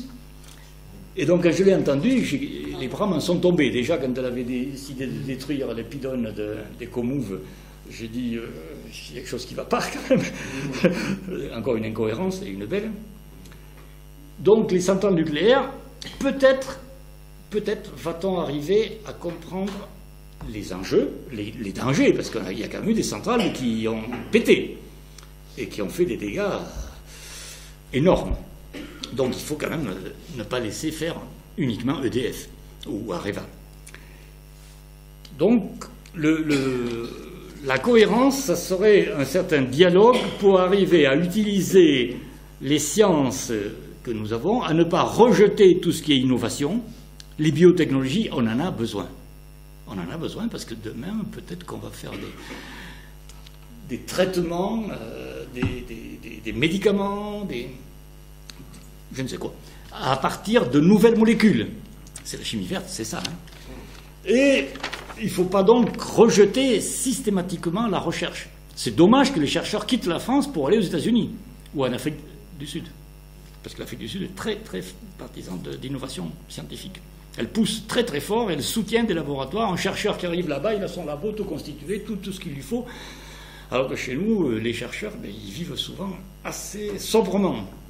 Je connais bien ceux de Cestas, là, par exemple, ici, à Pierreton, les chercheurs forestiers.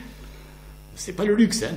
Être chercheur en France, c'est pas. Il y a des années et des années, au bout de 30 ans, il n'a pas encore trouvé. J'avais un ami qui cherchait à rendre les pins droits. Il avait trouvé le gène chez l'épicéa et il voulait le transférer au pain. Il est arrivé un peu, quoi, mais le pain, il est encore comme ça. Bon, sur la cohérence, je ne vous en dis pas plus. Surveillez l'actualité, parce que ce schéma régional, je voudrais bien le voir naître. Pour l'instant, il est en gestation. Dans 9 mois, l'accouchement est prévu. Je ne sais pas ce que ça va donner. J'attends, avec intérêt d'ailleurs. La biodiversité, Hubert Reeves, c'est des gens qui font beaucoup de discours. Je pense qu'il faut voir les effets. En tout cas, ils seront opposables, très important ça, pour la vie des citoyens, ils seront opposables au SCOT et au PLU, au schéma de cohérence territoriale, donc au plan d'aménagement, par exemple de l'agglomération bordelaise, et ils seront opposables au PLU.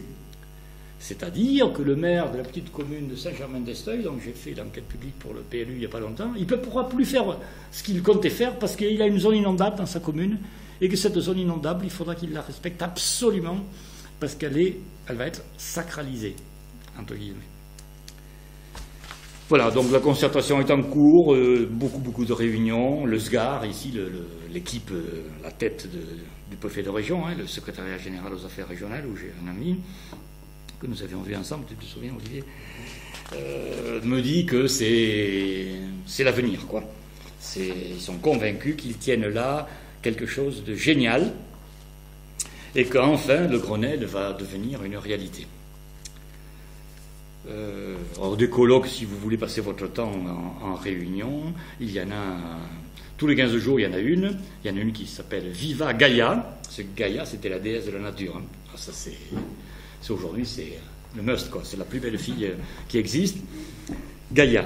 Alors, eux, ils font beaucoup de conférences, et une des dernières, c'était l'écologie, un principe de cohérence et d'autonomie. C'est pas beau, ça? Voilà. Alors, ce schéma régional, il va être soumis, il y aura des enquêtes publiques et tout ça. Trame verte, trame bleue, je suis favorable. Nous vivons une partie de l'année à Villandreau, à côté de Bazas, et c'est sûr que les rivières vivantes et bien entretenues et propres, c'est quand même mieux que des poubelles. Et donc la trame bleue, donc les rivières qui permettent aux animaux, aux poissons bien sûr, mais aux animaux d'utiliser ces corridors, c'est une bonne chose. Il faut qu'elle soit mise en place. Je suis favorable à ce que les trames vertes, trames bleues se fassent. Les écolabels, je suis ça de près. Les forestiers aquitains sont très engagés. Ils sont très verts, nos forestiers. Ils ont compris, ils sont assez habiles sur le plan politique, les forestiers, aussi bien le CRPF, le Centre régional de la propriété forestière, que le syndicat, le CISO, syndicat des sylviculteurs du Sud-Ouest, ont bien pigé que la forêt aquitaine, qui est la plus grande d'Europe, il ne faut pas oublier, aurait tout intérêt à bénéficier de l'écolabel. Mais il faut que ce soit, comme je vous disais tout à l'heure, parfaitement cadré. Méfiez-vous des allégations environnementales. Ça, c'est du pipeau total. Qu'est-ce que c'est qu'une allégation? C'est quelque chose qu'on vous annonce, mais qui n'est pas justifié. responsable, biodégradable, naturel. Il y en a, compostable, recyclable, renouvelable, vert, écologique, respectueux, friendly, éco-friendly. Alors ça c'est le must, il n'y a pas mieux, éco-friendly. C'est vraiment, là c'est des gens extrêmement sérieux. Tout ça sur l'affichage d'une boîte de biscuits apéro, ça demande ce que ça vient faire. Mais toutes ces formules, ces allégations, dans le marketing, ça marche très fort. Très très fort. Je me méfie beaucoup de tout le washing. Le greenwashing, comme le social washing. Tout ce qu'on fait est fait pour verdir. Du vert partout. Que la peinture, hein, pas dessous. Hein. Et comme le social, quoi. Tout est fait pour que les salariés vivent mieux. Les grosses entreprises aujourd'hui annoncent qu'elles ont un bilan social, ce qu'on appelle aujourd'hui l'ISO 26000, c'est-à-dire le maximum de certification. Ça dépasse très largement le 9000, le 14000 et tout le reste. C'est la responsabilité sociétale. Alors là, quand vous avez ça, je ne connais pas beaucoup. En Aquitaine, le leader, c'est la coopérative de Buzet, qui est allée très loin. Bon, allez, je m'arrête là. Peut-être un peu, si je ne peux pas vous inonder tout d'un coup. Qu'est-ce que je vous inspire? Oui, pour couper un peu. Les OGM. C'est un peu compliqué. Mais il faut me dire pourquoi tu es pour. C'est une biotechnologie. La génétique fait partie de la biologie. Et les gènes qui se rapprochent, ils peuvent le faire sous forme naturelle et ils peuvent le faire sous forme artificielle dans un laboratoire.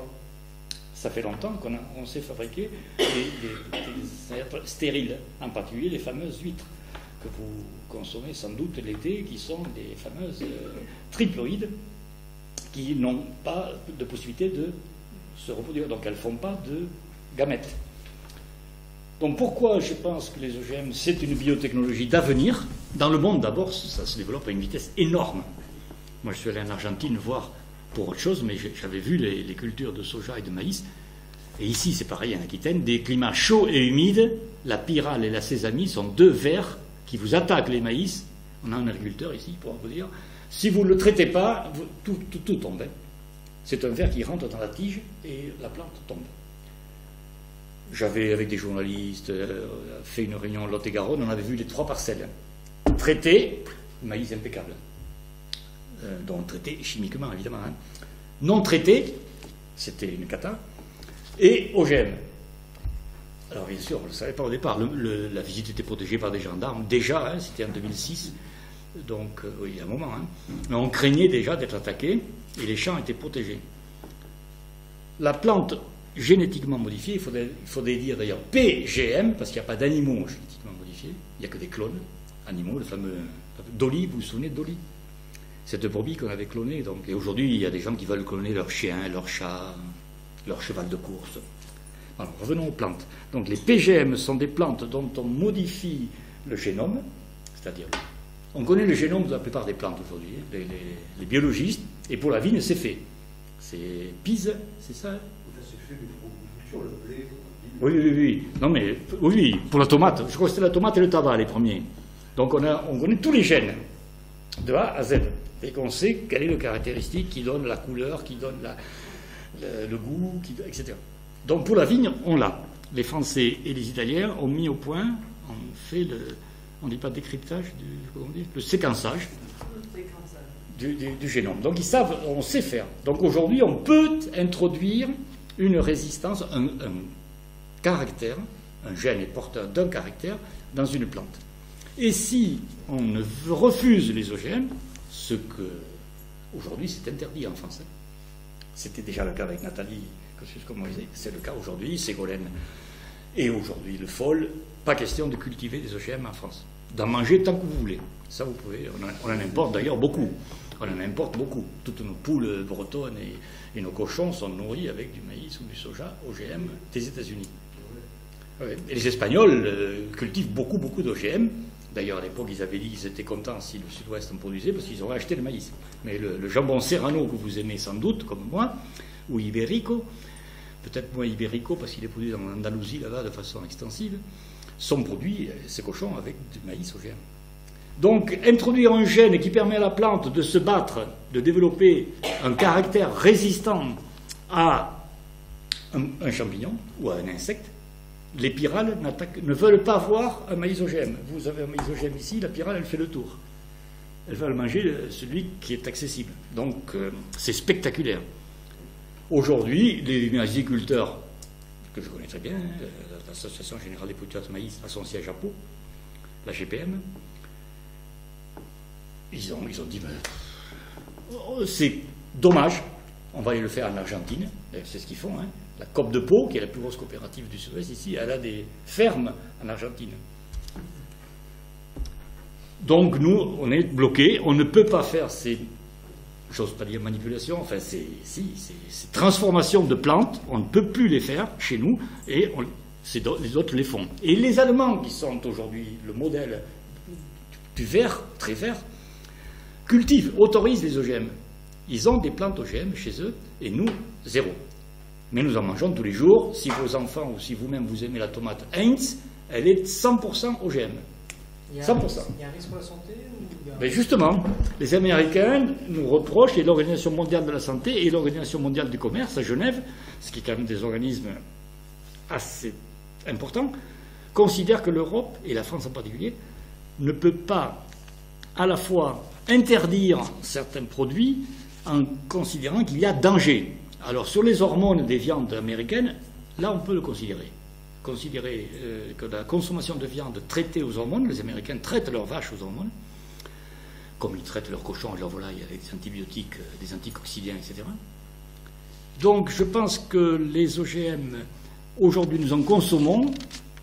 Il y a à peu près 30-40 ans qu'il y a des OGM cultivés.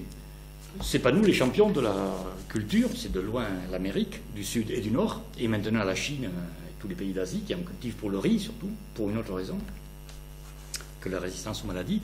Donc je pense qu'aujourd'hui nous nous privons d'une piste qui permettrait de réduire l'utilisation d'insecticides et de fongicides. On sait traiter, hein, on sait traiter. Oui, alors, moi, Patrice Gulli, je suis aussi ingénieur agronome et actuellement exploitant en horticulture et en viticulture. Alors, les OGM, si vous voulez, c'est une nouvelle plante, c'est une nouvelle variété qui peut être toxique, mais qui peut être non toxique.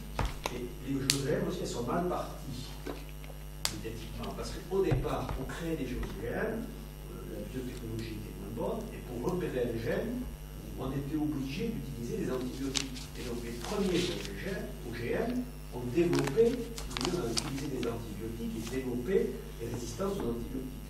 Donc ça portait aussi beaucoup. Les premiers OGM étaient toxiques. Ils étaient marqués, c'est ça, il y avait un marqueur. Il y avait des marqueurs antibiotiques et donc ça rendait les antibiotiques plus efficaces. Donc ça, ils sont très mal partis à cause de ça. Bon, maintenant, si vous voulez, quand on crée une nouvelle variété, que ce soit un OGM ou pas, elle peut être toxique ou non toxique. Les OGM, actuellement, dans le maïs, sont plutôt moins toxiques que le maïs traditionnel. Pourquoi? Parce que comme il est moins attaqué par des insectes, il y a moins de mycotoxines liées aux dégâts qui provoquent les insectes. Et alors ça c'était on a posé ça sous le silence. Dans notre région, le gavage des canards avec des OGM, ça donne de bien meilleurs résultats. Pourquoi? Parce que le maïs étant de meilleure qualité, le canard est moins malade et il profite plus. Alors ça vous n'allez jamais le dire. Mais il faut peut-être déjà dire que les hommes, depuis 5 ans, transforment les espèces. Et il n'y a pas une seule chose, on mange aujourd'hui, qui est négativement par la nature. Si, le sait. Il n'y a absolument plus rien qui sont identiques dans la nature. C'est-à-dire que tout ce qu'on mange est cultivé. Les Ça fait OGM, partie c'est de l'histoire notre humaine de transformer les espèces végétales pour la nutrition humaine. C'est aussi naturel que l'homme. Alors, Sauf depuis qu'on a quitté la cueillette. Sauf qu'on multiplie par 1000 la création d'espèces par rapport à il y a 20 ans. C'est une accélération. Il y a une accélération. On va plus vite. On va plus vite. On va de plus en plus vite. Est-ce qu'il y a des risques? Parce que c'est tout Alors, le discours des écologistes. Alors, les risques. Que le Qu'est-ce risque que vous pouvez de pollution faire? Les risques, alors.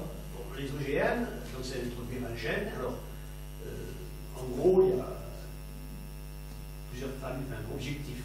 Il y a des plantes résistantes aux insectes, c'est du maïs, des cotons, et des plantes qui supportent mieux la sécheresse. Mais ça, c'est intéressant. C'était intéressant, ça. C'est intéressant. Ouais. Plus des plantes, des OGM très spécifiques pour créer des molécules spécifiques pour la pharmacie ou autre. Alors, les risques, dans nos régions, c'est ce que vous proposez comme OGM, c'est des résistances aux insectes. Donc, le risque, c'est que les saludes aux insectes, ça c'est un risque. Deuxième risque, on dit, c'est que l'insecte finalement s'adapte à la maladie, parce que résistance à une maladie, si on finalement, et ça c'est vrai, ça arrivera très vite, c'est que le parasite s'adapte à l'OGM, contourne l'obstacle et finalement, ça va faire une pression de sélection sur les insectes et il va y avoir quelques insectes qui résistent à l'OGM et ils vont se développer. Mais cette résistance des parasites, ça existe aussi en agriculture traditionnelle. Vous traitez avec, je ne sais pas quoi, un insecticide et au bout de 10 ans il est plus efficace. Contre les champignons avec un fongicide, au bout de 6-10 ans il est plus efficace. Pourquoi? Parce qu'il y a une sélection naturelle des micro-organismes, c'est-à-dire forcément dans la population il y en a quelques-uns qui résistent au traitement, et c'est eux qui se développent. C'est pour ça que la recherche est en permanence, l'évolution en permanence. Les produits qu'on utilise maintenant, ce n'est pas les mêmes qu'il y a 20 ans, c'est les produits qu'il y a 20 ans, ne seraient plus efficaces maintenant. Alors, l'argument des... Oui. Mais je crois que ton intervention tombe très bien parce que tu es agriculteur et viticulteur et tu sais la réalité de l'entreprise aujourd'hui. Tous les agriculteurs savent traiter aujourd'hui. Le niveau moyen d'un agriculteur, c'est le BTS, il n'est pas ingénieur. Donc, nos maïsiculteurs ici, dans la région, ils savent travailler et faire 110 quintaux, sans problème. Mais alors, il y a eu quand même, et c'est là où moi je suis un peu, il y a quand même eu beaucoup d'abus. Il y a encore des abus. Dans le traitement. Dans les traitements. Mais bien sûr. Et des risques. Et des risques pour les agriculteurs. Il ne faut pas trop le dire ici parce qu'on est en Gironde, mais les viticulteurs sont des gens qui n'ont pas pris beaucoup de précautions. Et j'en ai vu, moi, sur le secteur du Sauternais, les yeux rouges comme des lapins, et ils remuaient encore les cuves, il y a 25-30 ans, à la main. Donc, les viticulteurs ont des cancers de la peau. Les spermatozoïdes des viticulteurs du Languedoc-Roussillon, ils sont à 0. Ils n'auront pas beaucoup d'enfants, ces hommes, enfin leurs femmes, parce qu'ils ont des spermatozoïdes qui ne valent plus rien. Donc il y a vraiment des risques. Quand on parle de cancer de la peau, quand même, c'est inquiétant. Donc la mutualité sociale agricole, les médecins que j'avais rencontrés à cette époque-là, en 2006, m'avaient dit on ne veut pas le dire, mais on met les gens en garde. Méfiez-vous, c'est dangereux. Donc il faut faire attention maintenant. Les phytosanitaires, certains disent les pesticides, un mot que je honnie, mais c'est vrai qu'aujourd'hui, l'agriculteur, il a une pharmacie chez lui. D'ailleurs, on parle d'ailleurs de produits de traitement de santé des végétaux. Mais ce que les environnementalistes reprochent surtout aux OGM, et comme aux agriculteurs d'ailleurs, c'est les dangers pour l'environnement. Ce n'est pas le danger pour l'être humain qui les agace le plus, c'est que certains produits peuvent être dangereux. Le cas du gaucho est bien connu. L'abeille, soi-disant, serait morte à cause des agriculteurs, ces salauds d'agriculteurs qui avaient traité les semences de colza et de tournesol en Poitou-Charentes, ou en Vendée, je ne sais pas où c'était, en Vendée je crois, avec un produit très dangereux.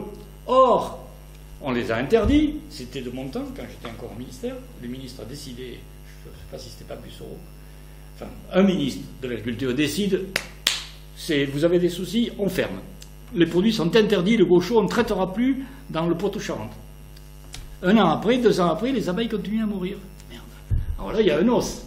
Et c'était quoi? Alors on découvre après qu'il y avait des virus, qu'il y avait des prédateurs, qu'il y avait la souche elle-même qui se dégradait. Donc les abeilles ne mouraient pas. Peut-être qu'il y avait un effet supplémentaire. Mais elles ne mouraient pas que du gaucho, puisque sans gaucho, elles mouraient quand même.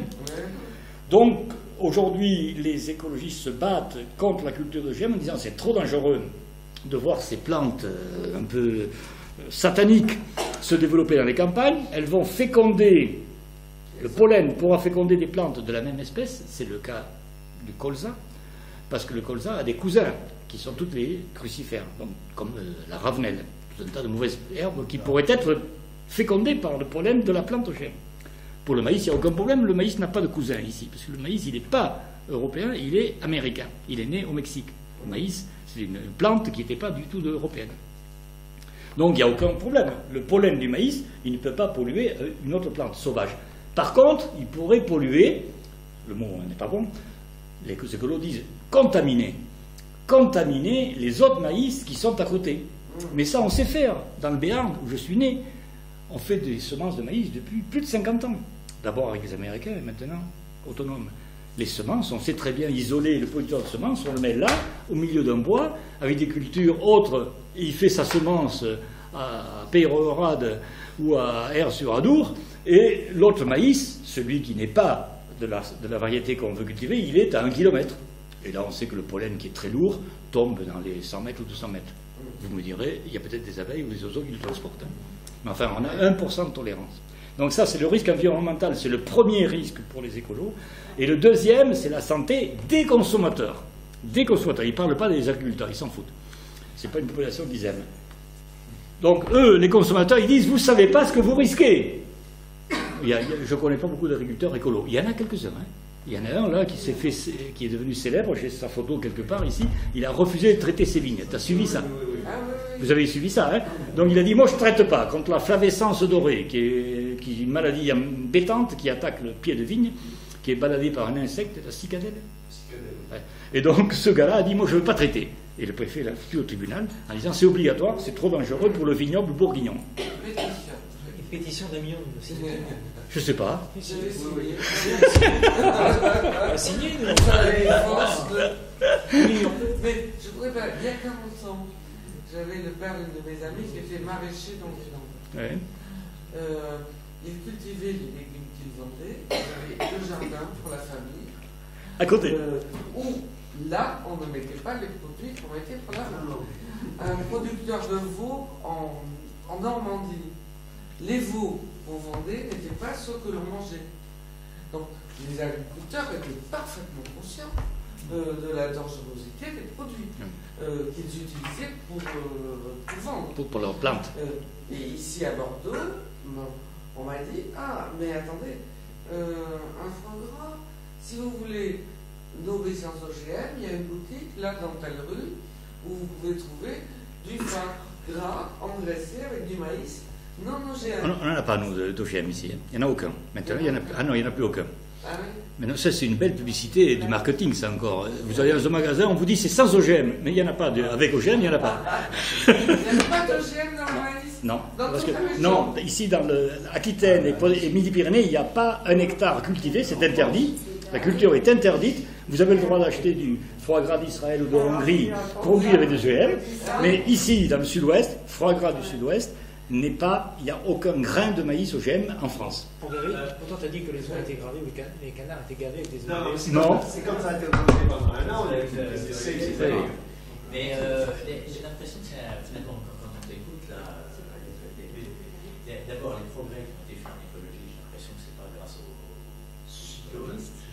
Non, il y a le laboratoire qui travaille, heureusement. Hein. Oui, non, mais stimulé par stimulé par les écologistes. Parce que moi, j'ai quand même le sentiment qu'il y a beaucoup de choses qui se sont faites sans aucune pression des écologistes. Si, justement, moi je pense qu'il y a eu une évolution énorme, parce que justement, il y avait des abus, il y a toujours des abus. Cette évolution se fait quand même pas spontanément, il ne faut pas. Mais c'est vrai que le problème, c'est que les écologistes, en principe, tout ce qui se faisait avant 1940, c'est bien. Bon. Et les seuls traitements autorisés, c'est ce qu'ils faisaient avant 40, même s'ils sont très toxiques. Non. Par exemple, parce que c'est la bouillie bordelaise, avortée au nu, elle est autorisée actuellement en France parce qu'elle est autorisée en agriculture biologique. Elle serait en agriculture uniquement conventionnelle, elle serait interdite car trop toxique pour les hommes. On la maintient parce que c'est un produit écologique. Le sulfate de cuivre n'est pas dangereux, mais le cuivre s'accumule. Le cuivre s'accumule. Il est toxique pour le sol. Oui. Et dans le bassin de lagunage. Moi j'ai le sentiment que les écologistes c'est quand même un business. C'est un business. C'est un business politique. C'est un business écologique. Ils s'emparent d'un sujet, ils le simplifient et ils font du business avec. Du buzz en tout cas. Du business, je sais pas, parce que. Quand tu parlais des millions et des millions d'associations écologistes, c'est devenu une activité en soi. Ah oui, oui, oui, oui. Ah, mais c'est une puissance impressionnante. Quand on voit leur budget, mais même Nicolas Hulot, qui est conseiller du président, là, Nicolas Hulot, il a accumulé une fortune. Il a des mécènes qui lui l'inondent de fonds. Quand il faisait ses émissions à la télé, il était super bien payé. Et Yann Arthus Bertrand, avec ses photos, c'est pareil. C'est des gens, ils en ont fait vraiment leur beurre de l'écologie. Et je ne suis pas tout à fait d'accord avec toi. Je ne suis pas tout à fait d'accord avec toi sur la pression, parce que moi j'ai vu pas mal d'émissions ou de choses, je suis peut-être trompé, sur lesquelles, en fait, sur l'aspect des pesticides notamment, la vraie pression était venue des gens qui s'intéressaient à la santé humaine. Et ce n'était pas les écologistes. C'était les médecins, c'était les pharmaciens, c'était les. Sur les pratiques, les insecticides, certaines exécutions, les acaricides, on en a mis pendant 20 ans, ça ne sert à rien. Maintenant qu'on en met plus, ça tombe aussi bien. Moi, je produis des On peut quand même pas dire parce que je me permets de prendre la parole parce que j'ai travaillé un petit peu dans ce métier-là. Et on ne peut pas dire ça. Ici, il y a des produits phytosanitaires, c'est parce que ça correspond à un service. Alors, Ah, il y avait besoin. Mais Il faut quand même. Non. Les agriculteurs n'utilisent pas les produits Pour ça, ça donne phytosanitaires plaisir. uniquement pour dépenser de l'argent et faire plaisir. Non, parce que ça leur simplifie la vie. Oui. Parce qu'on parle un peu du maïs et des apirales. Alors, je voudrais dire aussi sur les OGM, parce que il me semble que l'approche des OGM pour les Français est en effet certainement une erreur stratégique de notre santé, il faut le dire, qui a lancé l'idée d'OGM et la notion d'OGM avec des produits résistants à certains herbicides. Exact. Donc il y a un cumul entre une des accaparements d'une société sur la génétique et la protection. Et donc d'éliminer toute possibilité de faire autrement. Donc je pense que ça vient de là, et je pense que les écologistes qui sont souvent en effet des citadins et souvent un petit peu écolo-bobos, ils ont pris ça très très bien, ils ont pris ça comme une agression, et je pense que la mauvaise image des OGM vient de là. Oui, puis avec les après, ça c'est on dit, oui, avec les OGM, les paysans ne pourront pas réutiliser leurs semences. C'est le cas. C'est pas que c'est le cas, mais avec le maïs, avec le tournesol, ça fait plus de 60 ans que les paysans ne peuvent pas réutiliser leurs semences.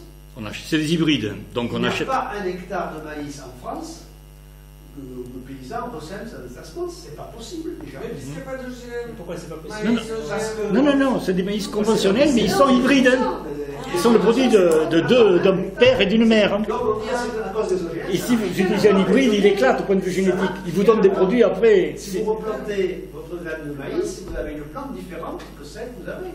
Mais est-ce que ça devrait être possible ou ça Mais n'a pas d'intérêt? Premièrement, parce qu'il y a aussi l'histoire du, comment on appelle ça, labelliser le vivant ou le. oui, le privatiser, enfin, c'est ça. C'est ça. Mais comment Vous c'est avez des brevets. Qu'est-ce qu'on va en penser? Nous, excusez, nous, on est citadins, on a un jardin de 50 mètres carrés. Alors, C'est déjà bien. Donc, qu'est-ce qu'il faut penser aussi du fait de Monsanto qui est cité comme un des ennemis de. bien sûr. Bon. Alors, moi, je pense La vie des spécialistes. Les variétés, les nouveautés, c'est normal. Et je vais dire, on a C'est breveté. les mêmes règles que ça peut tomber dans le domaine public au bout de 20 ans. Enfin, Comme médicament. comme les médicaments, comme les livres. Oui. Tout le monde, la protection, le droit de propriété intellectuelle, c'est génial pour les chanteurs, hein, et pourquoi pas pour les chercheurs. Et c'est pareil, les livres, c'est pareil, ça tombe dans le domaine public au bout de X années. Donc, on peut trouver maintenant des tomates qui sont retombées dans le domaine public. Donc, Bien sûr. moi-même, ma semence. Oui. Ah oui. Et les variétés. Mais quand on ressème. Alors, il y a ça, et deuxièmement, alors, j'ai pris l'exemple du maïs, du tournesol, on peut pas, on a le droit, mais on ne produit plus rien, donc on peut retirer la semence, mais ça ne donne rien, personne ne le fait. Mais il y a d'autres variétés où on peut ressemer la semence et avoir une plante identique. Comme le blé. Je Et ça, l'agriculteur, dans les lois actuelles, a le droit de réutiliser sa semence. Par contre, il n'a pas le droit, c'est une tolérance au droit de propriété, parce qu'effectivement, il n'a pas le droit théoriquement de vendre. Non, si, de vendre comme semence à d'autres. Il peut le retirer pour lui-même et pas pour.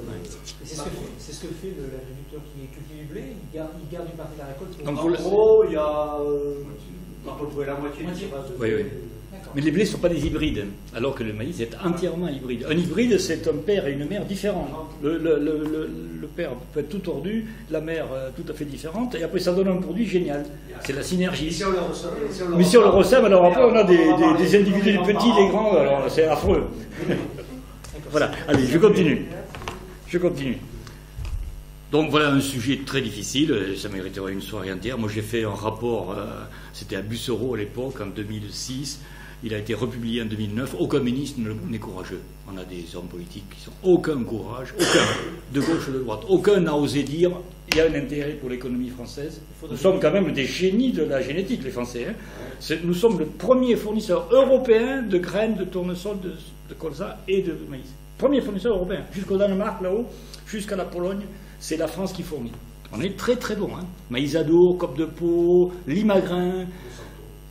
Non, je parle. Oui, mais aussi. Voilà. Donc aujourd'hui, on est dans une situation bloquée. Il est paru ce matin, parce que je suis l'actualité de Bruxelles presque tous les jours, pour d'autres raisons, parce que je m'intéresse à ce qui se passe au Parlement européen et à la Commission. Le texte est sorti ce matin, autorisant donc une décision du Conseil de l'Europe qui autorise, qui dit que l'Europe ne veut plus se prononcer sur les OGM, sujet explosif, donc ne m'en parlez plus, que chaque État se démerde. Donc, c'est la construction européenne magnifique. On ne veut plus traiter de ça, débrouillez-vous. Alors, les Espagnols, les Allemands et les Polonais, grands pays agricoles d'avenir, ont décidé de faire le choix, et nous, au milieu, non, chez nous c'est interdit. Voilà. Allez, on reprendra ça une autre fois. Alors, quelques dossiers concrets régionaux. Alors, le barrage d'abord. Parce que le barrage, c'est quand même extrêmement préoccupant. Ce barrage sur une rivière, un petit ruisseau, de rien du tout, il s'appelle le Tescou, c'est un affluent du Tarn. C'est même pas l'Islay, c'est la Drône, et encore plus petit que c'est vraiment le petit ruisseau de rien du tout. Oui, Sivens. Pourquoi on en est arrivé là et pourquoi c'est bloqué et pourquoi personne ne sait comment on va en sortir, parce que le Conseil général du Tarn, qui est à l'origine de ce projet, c'était lui le maître d'ouvrage. Celui qui voulait faire le barrage, c'est le département du Tarn. Le Tarn n'est pas un pays d'énormes fermes. Nous avons des fermes de 1000 hectares ici, après Cestas, là, en allant sur les Landes. Eux, ils ont des fermes de 50 hectares. Donc c'est des petits paysans. Hein. Mais ces petits paysans, ils ont besoin d'eau. Vous le savez, comme tout le monde, les étés sont de plus en plus chauds et les pluies irrégulières. Donc faire de l'agriculture, en particulier des légumes, sans eau, c'est très très difficile. Voilà, vous ne faites que du tournesol, des plantes qui résistent, ou du sorgho. Donc le Tarn a décidé de faire un barrage. J'ai contribué, subventionné pendant 10 ans des tas de retenues collinaires, surtout en Dordogne, qui voulaient absolument développer les fraises. Et pour faire des fraises, il faut de l'eau. Donc, le Conseil général fait la procédure qu'il faut faire, étude d'impact. Vous n'en avez peut-être pas vu tous les jours, des études d'impact. Le plus petit, c'est ça. Mais les grosses, c'est 500 pages. Et celle du LGV, c'est 12 000 pages. Le LGV, ça ne tient pas, il faut des valises entières. Donc, le Conseil général du Tarn lance une étude, qu'on appelle étude d'impact sur l'environnement, EIE. Elle a lieu. Elle se fait, une enquête publique a lieu, le préfet déclare le barrage d'utilité publique. Vous suivez bien, hein? Donc, la procédure administrative est respectée.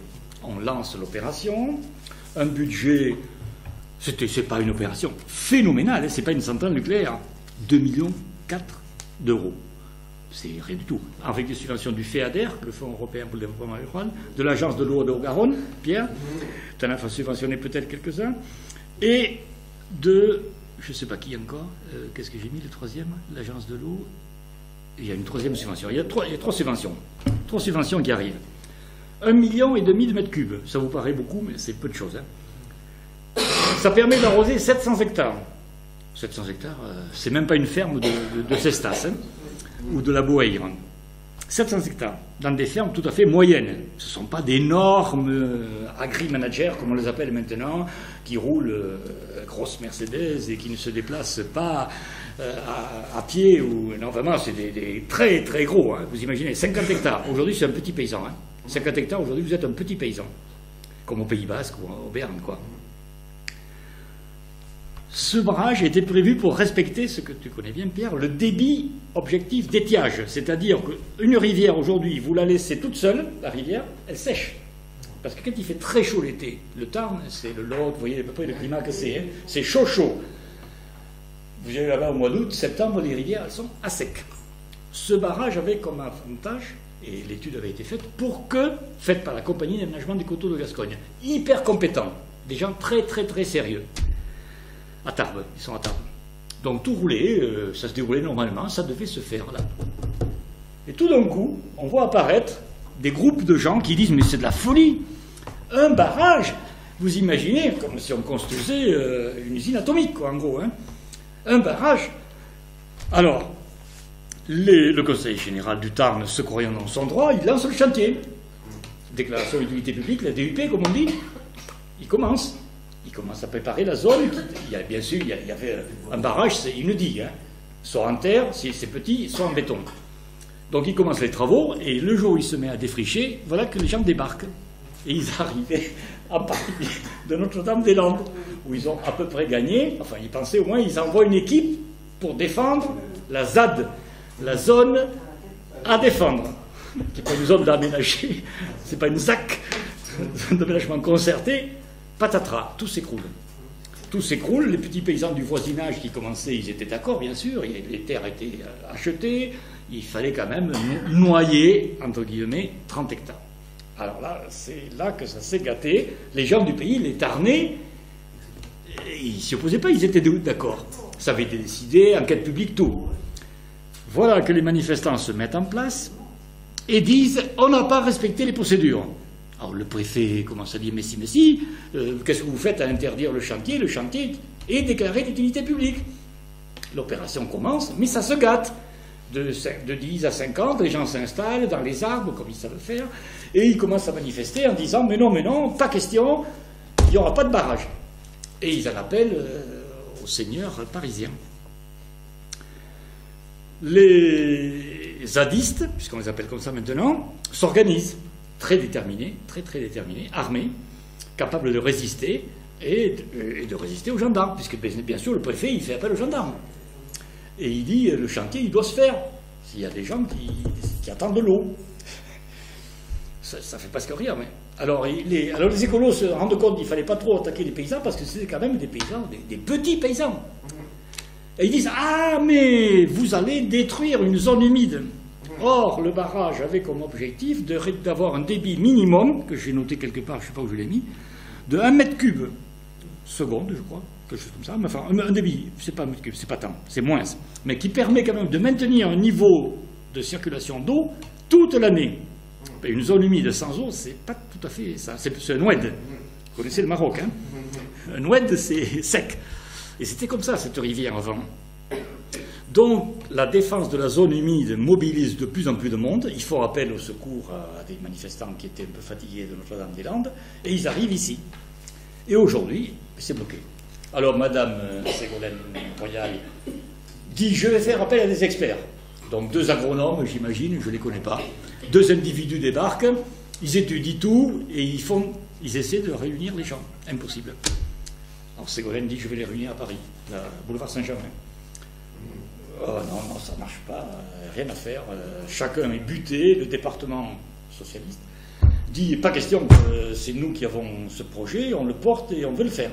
Et il est financé et on veut le faire. Les agriculteurs, la FNSEA se mêlent de l'affaire, donc le principal syndicat. De quel côté ? Pour le faire, pour défendre les agriculteurs, et les écologistes, enfin les zadistes, France Nature Environnement derrière eux, et quelques individus comme notre maire de Bègle, se mobilisent et ils disent pas question, telle et telle espèce sont menacées, ce barrage est dangereux, et quand on entend ces mots, quand on voit tout ça.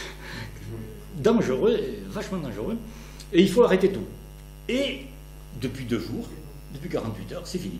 Il n'y a plus de projet de barrage. La ministre de l'écologie, du développement durable et de l'énergie, Ségolène Royal, a décidé que, comme pour les portiques, il fallait arrêter. Alors, où va-t-on? Je pense que ça va se terminer mal. C'est pas fini l'affaire. Parce qu'il va y avoir des recours. Parce que, bien sûr, je ne l'ai pas dit tout à l'heure, quand il y a des conflits, ça va au tribunal. Que les éleveurs bretons de cochons se fassent condamner au tribunal parce qu'ils ont pollué les eaux des rivières, je suis d'accord. J'ai fait une grosse réunion un jour à Rennes. Les éleveurs de porcs bretons sont des fanatiques. Eux aussi. Ils ont allé trop loin. Les Côtes d'Armor, c'est affreux. Je ne vous recommande pas d'y aller passer des vacances. Ça pue. Et le lisier, on l'étend la nuit pour pas que les gens le voient. J'ai fait des tas de tournées là-bas en Bretagne. C'est atroce. Donc là, dans ce cas-là, les gens vont se battre. Encore. Parce qu'ils ne sont pas partis, les zadistes. Ils ont dit, nous, on veut... D'abord, vous avez commencé à défricher, on veut que tout ça, ça soit replanté, etc. Je ne sais pas comment ça va se terminer, mais je le vois très mal. Très, très mal. C'est un fanatisme. Bien sûr, ces temps-ci, on parle beaucoup des salafistes, mais là, il y a des fanatismes qui se développent, qui ne vont pas s'arrêter là. Les paysans sont armés aussi. Les zadistes, ils vont les virer, parce que, imaginez-vous qu'aujourd'hui, on ne peut plus circuler sur la zone. Les zadistes interdisent la circulation des tracteurs. Les zadistes ont exproprié certains agriculteurs. Ils se sont installés. Voilà, c'est à leur champ. Non, ils ne peuvent plus circuler avec le tracteur. Vous imaginez ce que c'est dangereux, un paysan avec un tracteur. Voilà, c'est à leur champ. Et un fusil. Oui.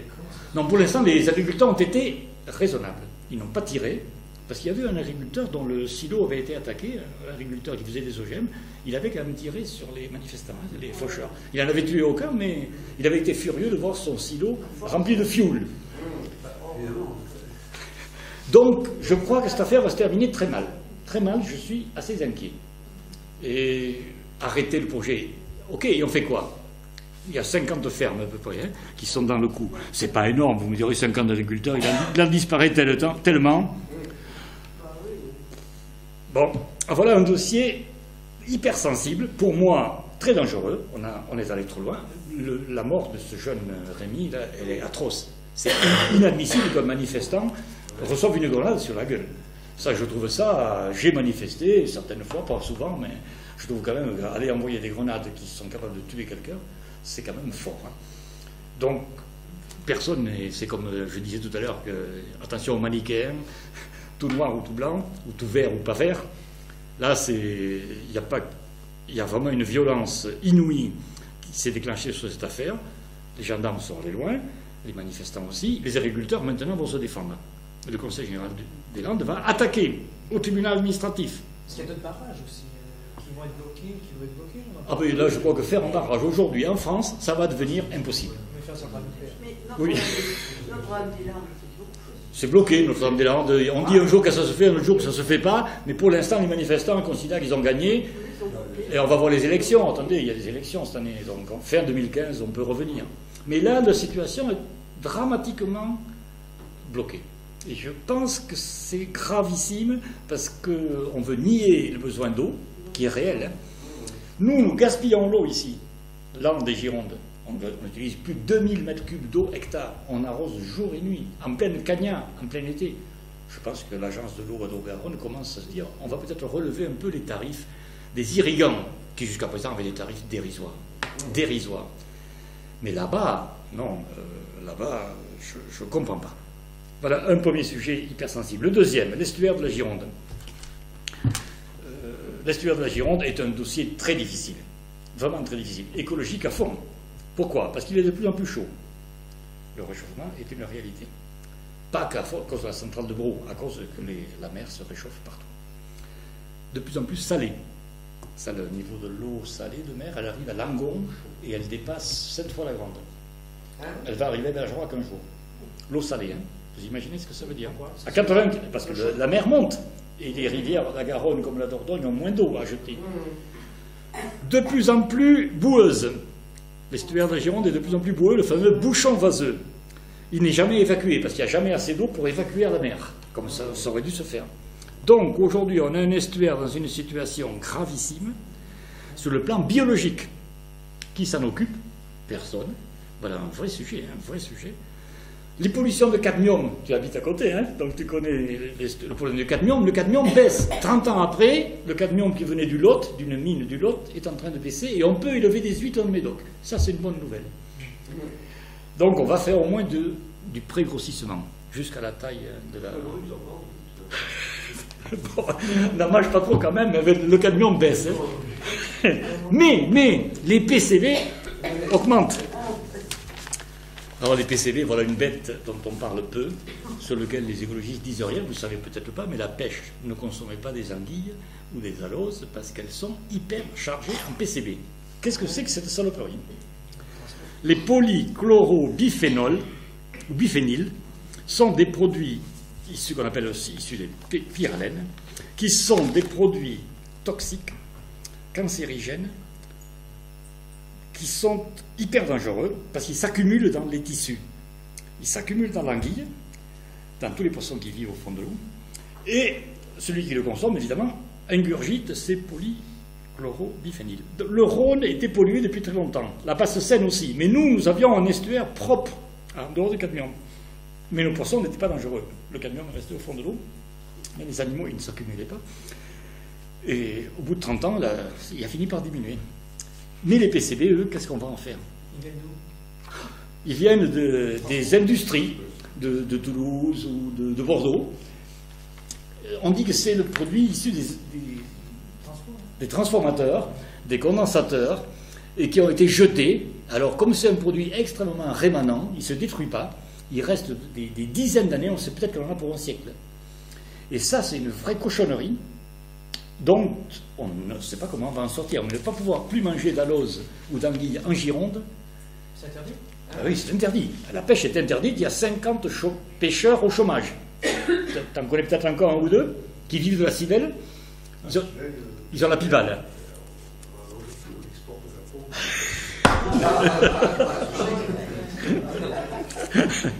Bon, donc, cette situation, moi, je m'aurais voulu que voir les écolos en première ligne là-dessus. Ils ne s'expriment pas. Personne ne s'exprime. Moi, j'aime beaucoup les pêcheurs, parce que j'ai travaillé avec eux, j'ai fait des pêches de nuit sur l'estuaire. C'est des braves gens qui ont une vie très rude, qui sont des artisans, quoi. Vivre sur un bateau l'hiver, la pibale, ça se pêche maintenant, hein. Décembre, janvier, février. Je vous assure que la nuit, vers 3 h du matin, même si vous avez bu 5 tasses de café, c'est dur, hein. Non. Et tout ça pour ramasser 1 kilo de pibale. Hein. Heureusement, on va le vendre 500 € le kilo. Heureusement. Non, les pibales non, parce qu'elles arrivent de la mer des Sargasses. C'est le petit, la pibale c'est ça. Hein. C'est la levain d'anguille, en anglais baby eel. Voilà un sujet sur lequel l'écologie ne dit rien. Même Noël, ma mère, je ne sais pas du tout pourquoi cette situation est devenue aussi grave, parce que c'est des picogrammes, hein, mais même à 10 puissance moins 15 par gramme de chair, c'est dangereux. Vous imaginez un peu la toxicité de ce produit. Au picogramme, hein. C'est pas d'un nano, c'est encore plus bas. Donc une situation catastrophique. Tout le monde tire la sonnette d'alerte, les scientifiques, l'Office de l'eau, l'ONEMA, tu connais bien, l'Agence française de sécurité sanitaire, AFSE, et l'environnement, l'Agence européenne, l'Institut national de veille sanitaire, tout le monde dit c'est grave. Et surtout aux pêcheurs. N'en consommez pas vous, parce que qui c'est qui mange le plus de poissons? C'est le pêcheur. Voilà une situation dramatique. On ne sait pas comment on va en sortir. Et là, le véritable écologiste, moi je le verrais en première ligne. Aller dire, mais non, il faut vraiment voir d'abord. Il paraît qu'ils sont interdits. Les PCB, les transfos ne contiennent plus ces huiles hyper dangereuses. Bon, mais quand vous interdisez quelque chose, et c'est rémanent. Donc ce qui est, c'est comme la simazine, ce fameux désherbant, 20 ans après, on en trouvait encore dans les sols, alors qu'il avait été interdit depuis longtemps. Donc, c'est des dossiers sur lesquels je voudrais bien entendre se prononcer le véritable défenseur de la vie, puisqu'il se prétend de l'être, et je vois personne. Et je vois la pêche disparaître. Quand j'étais ici, en Gironde, il y a 20 ans, il y avait 100 pêcheurs qui vivaient de la pêche sur l'estuaire, la Garonne et la Dordogne. Aujourd'hui, ils sont 50, et il n'y en aura plus dans 10 ans. Ils ne peuvent plus vivre, ils n'ont plus que la pibale. Même si c'est très rentable, la pibale est un poisson d'hiver. Les Le sturgeon, il est protégé, il est interdit de pêche. Celui qu'on élève, c'est pas le même. Celui qu'on élève, c'est le russe, celui qui parle le russe, celui-là. C'est le sibérien, alors que celui qui est ici dans l'estuaire, c'est le sturio. C'est la Cypincère sturio. Celui-là, il est protégé, sacré. Et lui, il fait partie des espèces en danger. Voilà. Bon, je m'achemine vers la conclusion pour pour permettre de débattre. Parce que le débat, c'est quand même plus intéressant. Je ne vais pas tout traiter, mais en conclusion, j'estime qu'il faut se mettre en garde. Tous les citoyens, attention, attention. On est victime de slogans, surtout de la part des journalistes que j'aime, puisque nous avons une fille et un petit-fils qui rentrent dans la profession de journalisme. Mais attention aux slogans. Le poison dans votre assiette, ça c'est inadmissible. Traiter les agriculteurs d'empoisonneurs, de pollueurs, de tueurs, parce qu'on en parle à des mots terribles. Je me méfie beaucoup des slogans, surtout des caricatures. La nature, c'est parfait, l'industrie, c'est affreux. Quand on sait comment étaient faites les conserves de nos grands-parents par rapport à ce qu'on fait aujourd'hui, quand on sait les contrôles qu'il y a par les services vétérinaires, en particulier dans les usines d'agroalimentaire, c'est vrai qu'un abattoir, c'est pas folichon à visiter. Et qu'une usine, même une brasserie, même une usine de laitière, c'est pas très drôle. Mais au point de vue hygiène et au point de vue sécurité, on ne peut pas dire que l'industrie est dangereuse. Opposer dire nature, parfait, c'est toujours la bivalence, c'est ça le manichéisme. Ça c'est parfait et ça c'est affreux. Donc ça, se méfier de ça. Il faut être très documenté. Aujourd'hui tout est compliqué. On ne peut pas se fier à des écrits, à des déclarations, surtout à des polémiques, qu'elles soient de politique ou d'association. Il faut consulter les vraies sources, c'est-à-dire les scientifiques. L'AFSA, l'Agence européenne, les dossiers des études d'impact qui sont faits par des cabinets solides, très solides. Donc quand vous étudiez là, il y a tout le contenu des boues des stations d'épuration. C'est juste que tu connais bien, Pierre. Hein. Les boues des stations d'épuration sont une vraie difficulté aujourd'hui. Qu'est-ce qu'on en fait? Est-ce qu'on peut les utiliser à l'agriculture ou non? Il y a beaucoup de firmes qui n'en veulent pas. Parce que dans ces boues, il y a de temps en temps des métaux lourds. Donc, si vous voulez la vraie source pour savoir où est la vérité, il faut aller à la source scientifique. Il ne faut pas stigmatiser. Ce n'est pas parce que vous êtes vert que vous êtes parfait. Il n'y a pas le bien et le mal, le vert et le pas vert. Et si vous n'êtes pas comme eux, vous êtes le mécréant. Vous voyez à quoi je pense. Donc attention à ces gens qui stigmatisent tout. Tu es un affreux ingénieur dont je ne te parle plus.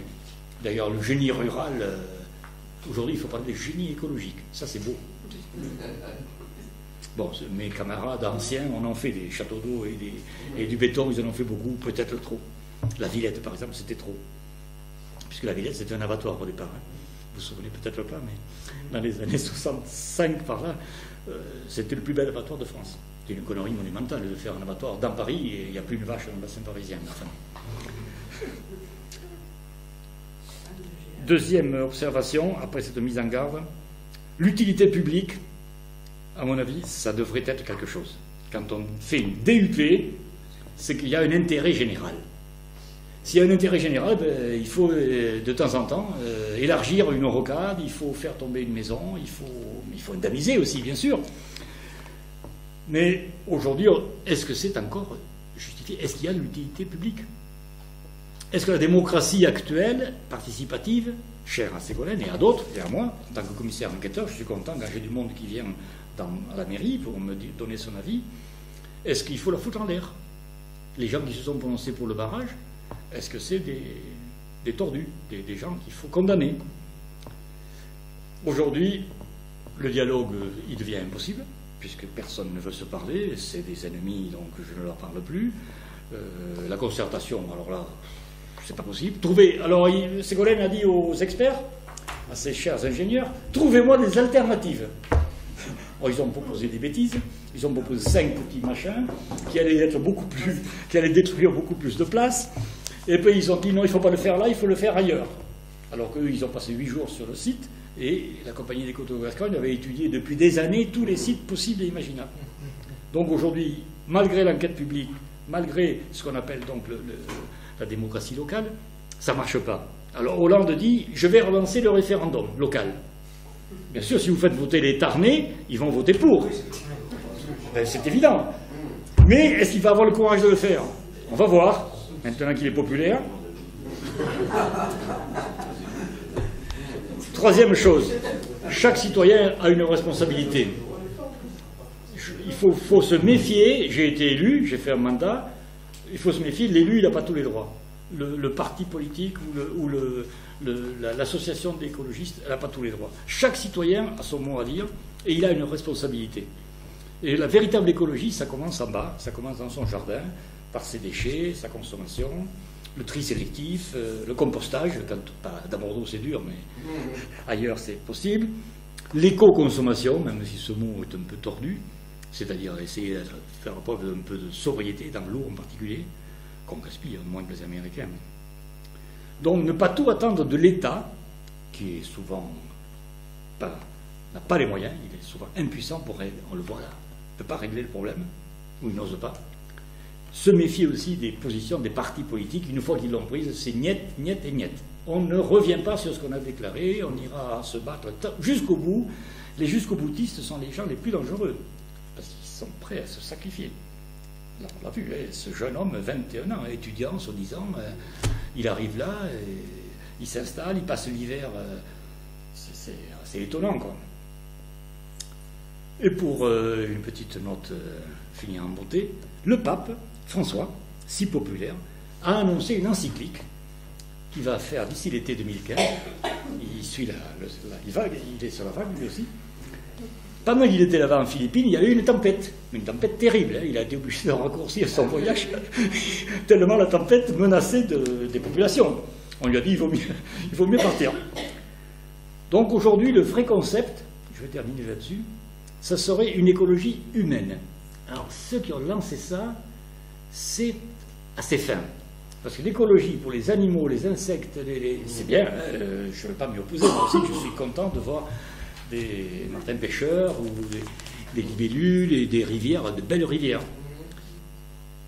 L'écologie humaine, ce courant est en train de naître et de prendre un peu d'importance, il est encore tout petit, mais il met en avant un principe, c'est que la première créature sur Terre, c'est l'être humain.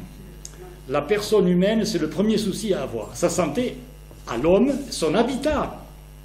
S'il faut respecter la planète, c'est parce qu'il faut qu'il vive quelque part, l'homme. Parce que s'il vit dans un endroit où il est... notre fille, elle a un purificateur d'air à Shanghai. Vous ne pouvez plus vivre avec l'air normal, il vous faut une machine qui filtre l'air. Dans la maison. Oui, dans la maison. Sinon, c'est irrespirable. Je ne veux pas vivre comme ça. Donc, l'être humain a son écosystème, si je peux dire, pour parler le vocabulaire, son biotope. S'il veut continuer à vivre sur Terre, il a intérêt à le protéger, à se protéger. Si on ne le protège pas, si on considère qu'il n'est pas